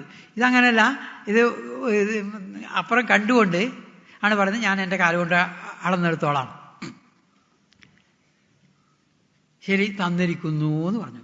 ഈ പിന്നെ എന്ത് വേണമെങ്കിലും ചോദിച്ചോളുന്നത് അഹങ്കാരമാണെന്ന് ചിലർ പറയാറുണ്ട്. ഇത് തത്വസമീക്ഷയുടെ ഒരു വേദി ആയതുകൊണ്ട് ഞാൻ പറയാണ്, ഇത് അഹങ്കാരത്തിൻ്റെ ഭാവമല്ല. നമ്മളെല്ലാവരും പറയുന്നത് അഹങ്കാരം. ഒരു രാജാവ് അല്ലെങ്കിൽ നമ്മുടെ ഒരു ക്ഷത്രിയൻ എൻ്റെ അടുത്ത് വന്ന് ആരെങ്കിലും ചോദിച്ചാൽ എന്ത് വേണമെങ്കിൽ ചോദിച്ചോളൂ, എന്ത് വേണമെങ്കിൽ ഞാൻ തരാമെന്ന് പറഞ്ഞത് അഹങ്കാരം എന്ന് പറയാൻ പറ്റുമോ? അത് ക്ഷാത്രഭാവമാണ്. രാമായണത്തിൽ രാമൻ എത്ര തവണ പറയുന്നുണ്ട്? ഒരുപാട് പറയുന്നില്ല. അതൊക്കെ പോയാൽ അത്രക്കൊന്നും സമയമില്ല, സമയമായി കഴിഞ്ഞു. പിന്നെ അതേപോലെ രഘു, ആ സൂര്യവംശത്തിന് പേര് തന്നെ രഘു എന്നാ, രഘുവംശം എന്നാണ് പറയുന്നത്. ഈ രഘു ഇതുപോലെ പറയുന്നുണ്ട്. എൻ്റെ അടുത്ത് ഒരു ബ്രഹ്മചാരി വന്നപ്പോൾ പിന്നെ എനിക്ക് ഗുരുദക്ഷിണ കൊടുക്കാൻ വേണ്ടിയിട്ട് സമ്പത്തിന് പോയിട്ട് രഘുവിൻ്റെ അടുത്ത് പോയിട്ട് കിട്ടിയില്ല എന്നുള്ള ഒരു അപവാദം എനിക്ക് എൻ്റെ പരമ്പരയ്ക്ക് ഉണ്ടാവാതിരിക്കട്ടെ, അതുകൊണ്ടൊന്ന് ക്ഷമിക്കണം, ഞാൻ തരാം, ഒന്ന് ക്ഷമിക്കണം എന്ന് പറഞ്ഞ് 2 ദിവസം ഇവിടെ ഇരിക്കണം എന്ന് പറയുന്നത് അത് ക്ഷാത്രഭാവമാണ്. അവിടെ ഇത് അഹങ്കാരം എന്ന് പറയേണ്ട കാര്യമുണ്ടെന്ന് തീരെ തോന്നുന്നില്ല. ലോകാനാം ഏകം ഈശ്വരൻ എന്നുള്ളത് ലൗകിക അർത്ഥത്തിൽ ശരിയാ, 3 ലോകങ്ങളിലെയും ഈശ്വരനാണല്ലോ. അത് വെച്ചിട്ടാണ് ഈ പറഞ്ഞത്. അത് കുറേ വിവരിക്കാനുള്ളതാണ്. ഞാൻ അങ്ങോട്ട് അധികം പോകുന്നില്ല, സമയം കഴിയാറായി. ഈ ഞാൻ എൻ്റെ കാലം കൊണ്ട് അളന്നെടുത്ത് കൊടുക്കാന്ന് പറയുമ്പോൾ ആദ്യമേ ശുക്രമഹർഷി ഈ തേജസ് കണ്ടിങ്ങനെ നിൽക്കുക. അപ്പോഴാണ് ഇതാ എന്ത് വേണമെങ്കിലും തന്നോളാന്ന് പറയുന്നത്. അപ്പോൾ 3 അടി മണ്ണ് വേണമെന്ന് പറഞ്ഞപ്പോൾ ഞാൻ എൻ്റെ കാലം കൊണ്ട് അളന്നെടുത്തോ ശരി തന്നിരിക്കുന്നു. അപ്പോൾ രജിസ്റ്റർ ചെയ്യുന്നതിന് പകരം അന്ന് ചെയ്യുന്ന പൂവും നീരും കൊടുക്കാന്ന്. അത് കൊടുക്കാൻ പുറപ്പെടുമ്പോഴാണ് ഈ ശുക്രമഹർഷി അവിടെ നിന്ന് വിളിക്കുന്നത്. വരട്ടെ അവിടെ മനോഹരമായിട്ട് ശുക്രനീതി എന്ന് പറഞ്ഞ ഒരു ഭാഗം തന്നെയുണ്ട്. വളരെ മനോഹരാണത്. എന്തായാലും കൊടുക്കാൻ വരട്ടെ. ഏഷ വൈരോചനേ സാക്ഷാത് ഭഗവാൻ വിഷ്ണുരവ്യ. ഇങ്ങനെ പറഞ്ഞപ്പോൾ ഒന്ന് മനസ്സിലെത്തി ഇത് ആരാന്ന് ശുക്രമഹർഷി വളരെ വ്യക്തമായിട്ട് മനസ്സിലായി. അതാണ് ശുക്രമഹർഷി പറയുന്നത്. ഹേ വൈരോചനേ, വിരോചനപുത്ര, നിന്റെ അച്ഛൻ ചെയ്ത പോലെ നീ ചെയ്യരുത്. അച്ഛൻ ചെയ്തത് ഒരു വിഡ്ഢിത്ത, ഈ കിരീടം എടുത്തു കൊടുത്തത്, അതോടുകൂടി സർവ്വതും നഷ്ടപ്പെട്ടു. ഇതുപോലെ നീയും നിനക്കും ഈ ഒരു അവസ്ഥ വരരുത്. അത് ബോധപൂർവ്വം തന്നെയാണ് ആ വൈരോചനെ എന്ന് വിളിക്കുന്നത്. ഏഷ ഈ വന്നിരിക്കുന്ന ആരാന്നറിയാമോ? സാക്ഷാൽ ഭഗവാൻ വിഷ്ണു അവ്യയ. വളരെ വ്യക്തമായിട്ട് അറിയാം, മഹാബലിക്കും അറിയാം. പറഞ്ഞപ്പോഴാണ് മനസ്സിലായത്. ബലിക്ക് ശുക്രൻ പറഞ്ഞു കൊടുക്കുകയാണ്. കശ്യപാത് അതിഥേർ ജാതോ, കശ്യപനും അതിഥിക്കും ഉണ്ടായിട്ടുള്ള ആളാണ്. ദേവാനാം കാര്യസാധക, ദേവന്മാരുടെ കാര്യം നേടാൻ വേണ്ടിയിട്ട് ഇതെല്ലാം എടുത്തിട്ട് ദേവന്മാർക്ക് കൊടുക്കാൻ വേണ്ടി വന്നിരിക്കുകയാണ്. അതുകൊണ്ട് കൊടുക്കരുത്. അപ്പോൾ പറഞ്ഞു പോയല്ലോ കൊടുക്കാന്ന്. അത് സാരമില്ല, ചില കാര്യങ്ങളിലൊക്കെ കള പറയാം. നീതി ഇദ്ദേഹത്തെ ശുക്രനീതിയാണ്ടോ. പിന്നെ പണം ഉണ്ടായാൽ ഉള്ളതൊക്കെ അങ്ങനെ കൊടുക്കാറുണ്ടോ? 5 കാര്യങ്ങൾക്കാണ് സാധാരണ ചിലവഴിക്കുക. അത് നമ്മളോടൊക്കെയാണ് പറയേണ്ടത്, മഹാബലിയോട് പറയേണ്ട കാര്യം ഉണ്ടായിരുന്നില്ല എന്ന് തോന്നും വായിക്കുമ്പോൾ. അതൊക്കെ നല്ല മനോഹരമാണ്. നമ്മളോട് പണം ഉണ്ടായാൽ എല്ലാവരും അതെ, അധികം ഉണ്ടായാലും കുറച്ചുണ്ടായാലും ഒക്കെ ഈ 5 കാര്യത്തിന് ചിലവഴിക്കണം എന്നാണ്. നമുക്കത് മനനം ചെയ്യാനുള്ളൊരു വിഷയമാണ്. ധർമായ യശസ്യർത്ഥായ കാമായ സ്വജനായ ച പഞ്ചധാ വിഭജൻ വിത്തം ഇഹാമുത്ര ചമോദത്തെ. ധർമ്മത്തിന്, ധാർമ്മിക കാര്യങ്ങൾ, ഇതുപോലെ ഒരു സത്രം നടക്കുന്നു, അല്ലെങ്കിൽ ഞാൻ നേരത്തെ പറഞ്ഞ പോലെ ഒരു നല്ല വിദ്യാലയം തുടങ്ങുന്നു, ഒരു ക്ഷേത്ര പുനരുദ്ധാരണം, ധർമ്മം. യശസ്സേ, ദാനം കൊണ്ടാണ് യശസ് ഉണ്ടാവുക, ദാനം ചെയ്യാം. അർത്ഥായ, അതെ ഇത് വീണ്ടും വർദ്ധിപ്പിക്കണ്ടേ, നിലനിൽക്കണ്ടേ. വിത്തുണ്ടെങ്കിലല്ലേ വീണ്ടും കൃഷി ചെയ്യാൻ പറ്റുള്ളൂ. അപ്പോൾ വിത്തിന് വേണ്ടിയിട്ട് പണമായാലും പണം കുറച്ചപ്പോഴും അർത്ഥം വർദ്ധിപ്പിക്കാൻ വേണ്ടിയിട്ട് കുറച്ചവിടെ പിന്നെ 5-1. പിന്നെ 4ാമത് സ്വജനായ, ബന്ധുക്കൾക്കും അയൽവക്കക്കാർക്കും ഒക്കെ അത് പണം ഉണ്ടായാൽ ചെലവഴിക്കേണ്ടതാണ്. പിന്നെ അനുഭവിക്കണം. അത് ഇന്ന് സാധാരണ കാണാത്തതാണ്. പണം ഉണ്ടാക്കുക ചാവുക. തേക്കാത്ത എണ്ണ ധാരാന്ന് ഉള്ള ഒരു ചൊല്ലുണ്ട്. അതുപോലെ ഇപ്പോൾ കൊണ്ടുപോയിട്ട് ആശുപത്രിയിലാണ് കൊടുക്കുക, ഡോക്ടർക്കും മരുന്നിനുമാണ് കൊടുക്കുന്നത്. അത് വേണ്ടതുപോലെയൊക്കെ ചിലവഴിച്ചില്ലെങ്കിൽ അപ്പോൾ ചിലവഴിക്കാൻ അത് അനുഭവിക്കണം ഉണ്ടായാൽ. ഇതൊക്കെ അങ്ങോട്ട് കുറച്ച് നല്ല മനോഹരമായിട്ടുള്ള നീതിശാസ്ത്രമാണത്. എന്തായാലും വൃക്ഷമുണ്ടെങ്കിലല്ലേ പൂവും കായൊക്കെ ഉണ്ടാവുള്ളൂ. പൂവും കായാണ് ദാനം ചെയ്യേണ്ടത്. ആ വൃക്ഷം തന്നെ ഉണ്ടായാലോ ചുവടില്ലെങ്കിലോ ഇങ്ങനെ പറയും. ചിലപ്പോൾ കളവൊക്കെ പറയാം, അതൊന്നൊക്കെ പറയും. ചില ജീവൻ പോകുമ്പോൾ പിന്നെ അങ്ങനെ കുറച്ച് കാര്യങ്ങൾ എല്ലാം നഷ്ടപ്പെട്ടു പോകുമ്പോൾ വിവാഹത്തിൻ്റെ സമയത്ത് നിന്നൊക്കെ അങ്ങോട്ട് പറയും. അത് കുറേ വിവരിക്കാനുള്ളത് നമുക്ക് അങ്ങോട്ട് കടന്നു പോയേ നിവർത്തിയുള്ളൂ. അപ്പോൾ അങ്ങോട്ട് നമസ്കരിക്കുകയാണ് മഹാബലി. അങ്ങ് എന്തുകൊണ്ടും എല്ലാ അർത്ഥത്തിലും എൻ്റെ ഗുരുനാഥനാണ്. അങ്ങോട്ട് നമസ്കരിക്കുകയാണ്. സാക്ഷാ സർവേശ്വരൻ എൻ്റെ മുമ്പിൽ നിന്നിട്ട് തിരിച്ചറിയാൻ എനിക്ക് സാധിച്ചില്ലല്ലോ. അങ്ങ് പറഞ്ഞു തന്നിട്ട് വേണ്ടി വന്നു ഇത് മഹാവിഷ്ണുവാണെന്നറിയാൻ. ഒരു ഗുരുവിൻ്റെ ദൗത്യം എന്താ? ഈശ്വരനെ കാട്ടിക്കൊടുക്കല. അതാണ് അങ്ങ് ചെയ്തിരിക്കുന്നത്. അതുകൊണ്ട് അങ്ങ് യഥാർത്ഥത്തിൽ എൻ്റെ ഗുരു തന്നെയാണ്. പക്ഷേ അങ്ങ് മുമ്പ് എന്നെ പഠിപ്പിച്ച ചില കാര്യമുണ്ട്, അത് മാറ്റണം എന്നാണ് ഇപ്പം പറയുന്നത്. അത് കുറച്ച് വിഷമമുള്ള കാര്യമാണ്. കൊടുക്കരുത് എന്ന് പറഞ്ഞത് അത് അനുസരിക്കാൻ കുറച്ച് വിഷമാണ്. നിന്നെ ജീവൻ തന്നിട്ട് നിലനിർത്തിയ ഞാനാ. അവസാനം ഞാൻ കൊടുക്കുക എന്ന് തന്നെ അങ്ങോട്ട് ഉറപ്പിച്ച് പറഞ്ഞു. എന്തായാലും പിന്നെ അതിൽ വളരെ മനോഹരമായിട്ടുള്ള ചില കാര്യങ്ങൾ.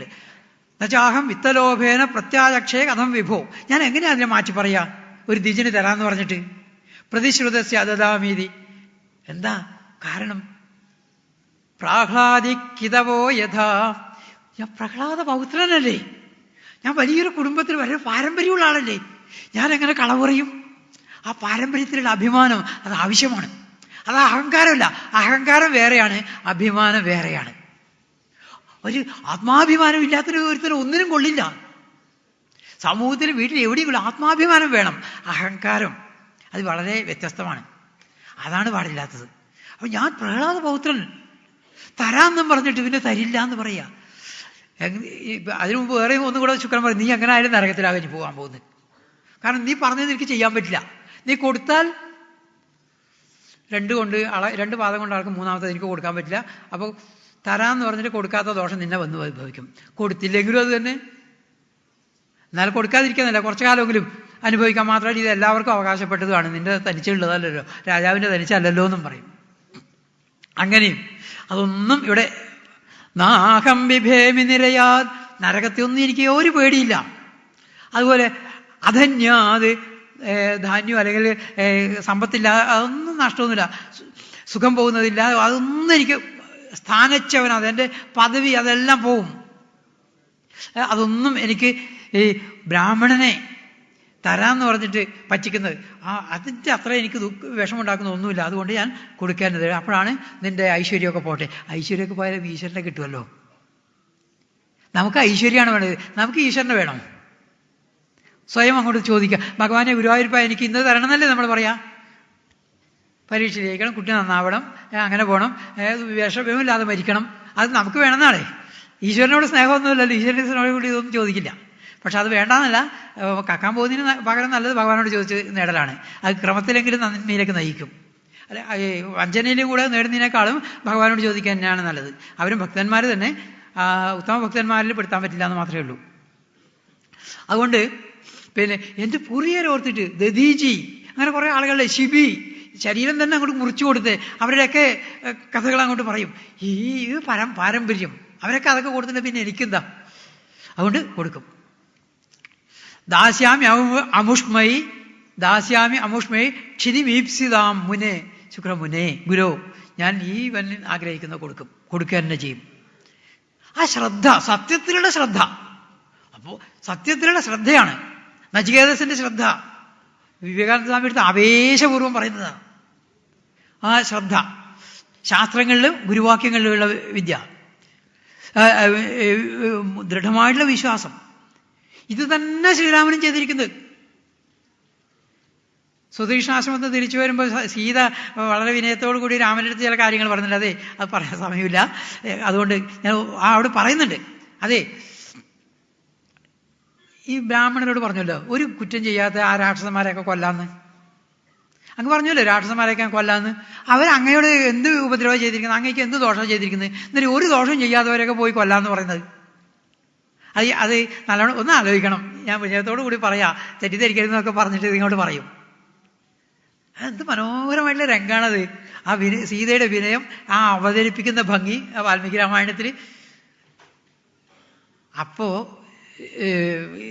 ശ്രീരാമൻ പറയുന്നത് അവിടെയാണ് രാമനെ രാമനാക്കുന്നത്. അപ്യഹം ജീവിതം ജഹ്യാം, ഞാൻ എൻ്റെ ജീവനെ തന്നെ ഉപേക്ഷിക്കാം. പോരാ, ത്വാം വാ സീതയെ സലക്ഷണം, ലക്ഷ്മണനെ നിന്നെയും ഞാൻ ഉപേക്ഷിച്ചെന്ന് വരും. പക്ഷേ പ്രതിശ്രുത്യ ദദാമീതി, ഞാൻ തരാന്ന് പറഞ്ഞിട്ട് ബ്രാഹ്മണേഭ്യോ വിശേഷത, ബ്രാഹ്മണനോട്, വിശേഷിച്ചും ബ്രാഹ്മണനോട് തരാമെന്ന് പറഞ്ഞിട്ട് അത് വയ്യ, ഞാൻ ചെയ്യുന്ന ചെയ്യും. നിന്നെ പോലെ ഉപേക്ഷിക്കുന്ന, അവസാനം വരെ ഭഗവാൻ ഹൃദയത്തിൽ ഉപേക്ഷിച്ചില്ല. അത് വിഷയം വേറെ. ആ ഒരു ദൃഢത ഇത് കേൾക്കാതെ ആളെ ദൈവത്താൽ പ്രചോദിതനായി അദ്ദേഹം ശപിച്ചതാണ്. ശുക്രവഴി എല്ലാം ഇല്ലാതെയാവുന്നത്. അവ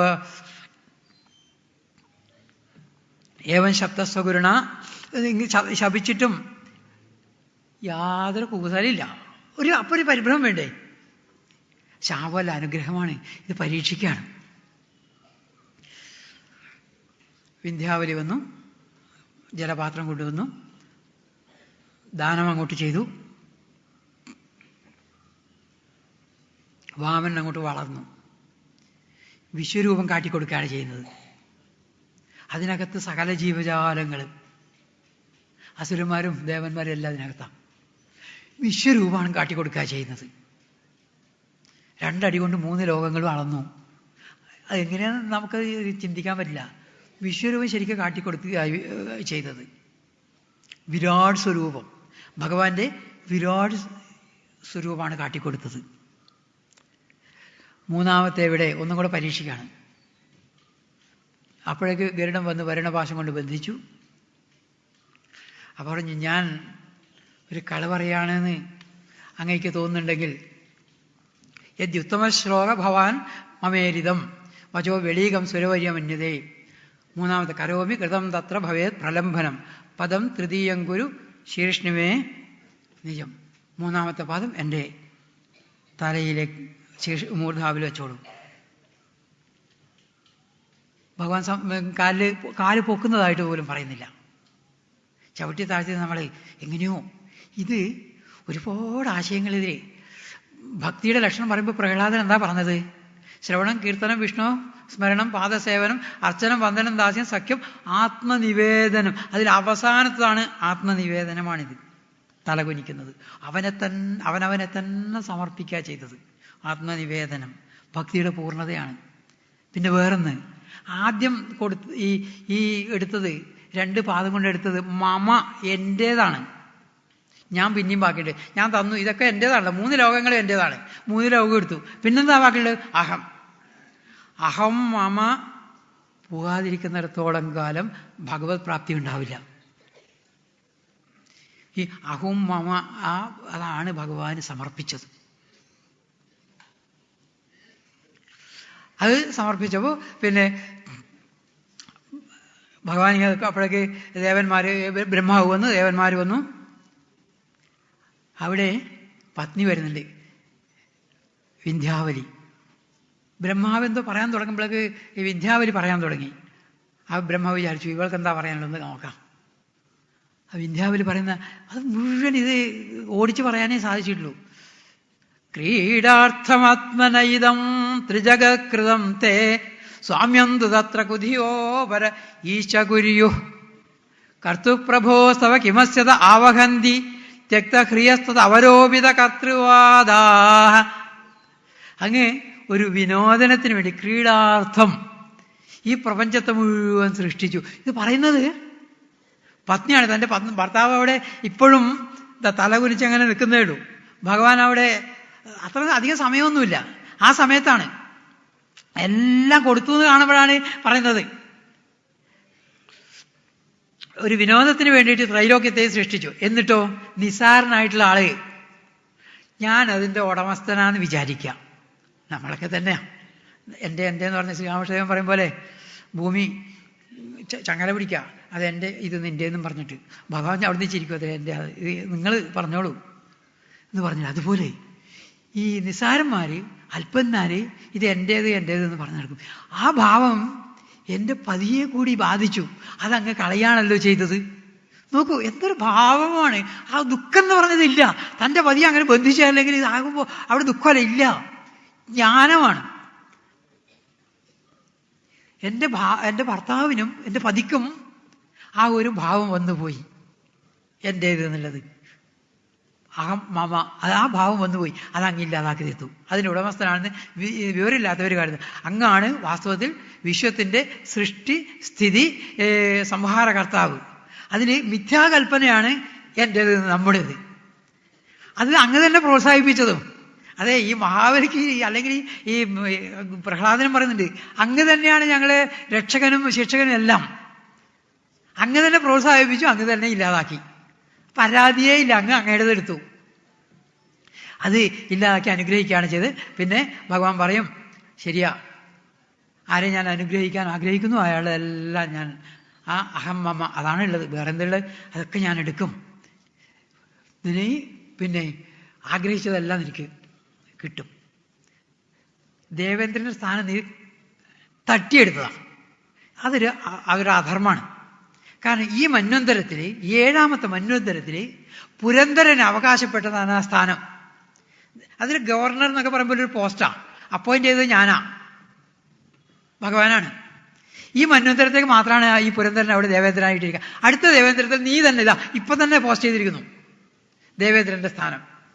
അടുത്ത മന്വന്തരത്തിൽ എനിക്ക് ദേവേന്ദ്രനായിരിക്കും. അതുവരെ എല്ലാ സൗഭാഗ്യങ്ങളോട് പിന്നെ എന്താ സംഭാരങ്ങളോട് കൂടിയിട്ട് ആളുകളോ വസ്തുക്കളോ എന്ത് വേണം ഇതെല്ലാം കൊണ്ടുപോയിട്ട് സുതലത്തിലേക്ക് പോയിക്കോളൂ. സുഷ്ഠമായിട്ടുള്ള സ്ഥലം, ഏറ്റവും ശ്രേഷ്ഠമായിട്ടുള്ള സ്ഥലം. കുറെ കാലമായിട്ട് ദേവന്മാർ വന്നിട്ട് പ്ലീസ് ആ കീ ഒന്ന് തരുമോ, അവിടെ എന്തായാലും നോക്കിക്കോട്ടെ എന്ന് പറയാം. നിങ്ങൾക്ക് അത്രത്തിനും പുണ്യമില്ല എന്ന് പറഞ്ഞിട്ട് അവർ മാറ്റി നിർത്തിയിരിക്കുക. ആ സ്ഥലത്ത് പോയിട്ട് കുറച്ച് നാൾ താമസിക്കും, അടുത്ത് ഈ മന്വന്തരം കഴിയുന്നവരെ. അത് കഴിഞ്ഞിട്ട് സായുജ്യം. ഇത് പിന്നെ ഈ വാല്യൂ എഡ്യൂക്കേഷനൊക്കെ നമ്മുടെ കുട്ടികളെ പഠിപ്പിക്കാൻ ഒരു നല്ലൊരു പാഠം നമ്മുടെ പാഠപുസ്തകങ്ങളിൽ വന്നിരുന്നെങ്കിൽ എന്തായിരുന്നു? ഭഗവാന്റെ ഭക്തവാത്സല്യത്തിൻ്റെയും കുറേ ഉണ്ടത്. വളരെ രക്ഷിഷ്യേ സർവതോഹം ത്വാം സാനുഗം സപരിച്ഛദം. ഞാൻ കൂടെ തന്നെ നിന്നിട്ട് നമ്മളെയൊക്കെ രക്ഷിക്കുന്നില്ല, അതുപോലെ രക്ഷിക്കല്ല, നമുക്ക് കാണാൻ പറ്റുന്നില്ലോ. ഇത് ഞാൻ പ്രത്യക്ഷമായിട്ട് നിനക്ക് ദർശനം തന്നുകൊണ്ട് തന്നെ നിന്നെ രക്ഷിക്കുന്നതാണ്. ഇതിൽ പരം വേറെ എന്താ കൊടുക്കേണ്ടത്? സാനുഗം, വേണ്ടവരൊക്കെ കൊണ്ടുപോയിക്കോളൂ. സപരിച്ഛദം, വേണ്ട വസ്തുക്കളെല്ലാം കൊണ്ടുപോയിക്കോളൂ.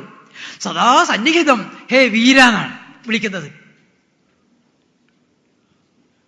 ഭഗവാനാണ് വിളിക്കുന്നത്, ഹേ വീര എന്നാണ് മഹാബലി. അതോടുകൂടിയാണ് മഹാബലിയാവുന്നത്. അതുവരെ ഇന്ദ്രസേന. തത്രമാൻ രക്ഷതേ ഭവാൻ, അവിടെ എന്നെ കണ്ടുകൊണ്ടിരിക്കാം. ഇതിൽ പറയുന്നത് പിന്നെ പ്രഹ്ലാദനും എല്ലാവരും അങ്ങോട്ട് സ്തുതിക്കുകയാണ്. അങ്ങനെ സുതലത്തിലേക്കാണ് ചവിട്ടി താത്തുന്നത്. ഇത് മനോഹരമായിട്ടുള്ള ഒരു കഥയാണ്. ഭഗവാന്റെ ഭക്തവാത്സല്യത്തിൻ്റെയും ഭക്തന്റെ സമ്പൂർണ്ണ സമർപ്പണം. അഹം മമ, ആദ്യം മമ പിന്നെ അഹം കൂടെ സമർപ്പിച്ചപ്പോൾ ഭഗവാൻ ഇഹത്തിലും പരത്തിലും വേണ്ടതെല്ലാം കൊടുത്തു. പിന്നീടൊന്നുമല്ല, മരണശരം തരാമെന്നല്ല, ഇപ്പൊ സുതലത്തിലേക്ക് പോയിക്കോളൂ. ദേവലോകത്തിന് പിന്നെ ഇനി അസുരന്മാരോ അല്ലെങ്കിൽ വേറെ വല്ല വിഷമങ്ങൾ വന്നുകൂടാല്ല. ഇവിടെ അതൊന്നുമില്ല, ഞാൻ തന്നെ അവിടെ കാവലിന്നാണ്. മഹാബലി അതെ, അഹോ പ്രണാമായ കൃത സമുദ്യമ. പ്രണാമം ചെയ്യാന്ന് തല താഴ്ത്തുമ്പോഴേക്ക് തന്നെ പ്രണമിക്കാൻ അനുവദിച്ചില്ല, അതിനു മുമ്പ് തന്നെ അനുഗ്രഹിച്ചു കഴിഞ്ഞു. എന്തൊരു വാത്സല്യമാണ്, ഭഗവാന്റെ കാരുണ്യമാണെന്നാ മഹാബലിയുടെ ഭാവം. ഉദ്യമിച്ചിട്ടേ ഉള്ളൂ പ്രണാമം ചെയ്യാൻ, അത് അനുവദിച്ചില്ല. അതിനു മുമ്പ് പ്രപന്ന ഭക്തനെ അങ്ങോട്ട് പിന്നെ അനുഗ്രഹിക്കുകയാണ്.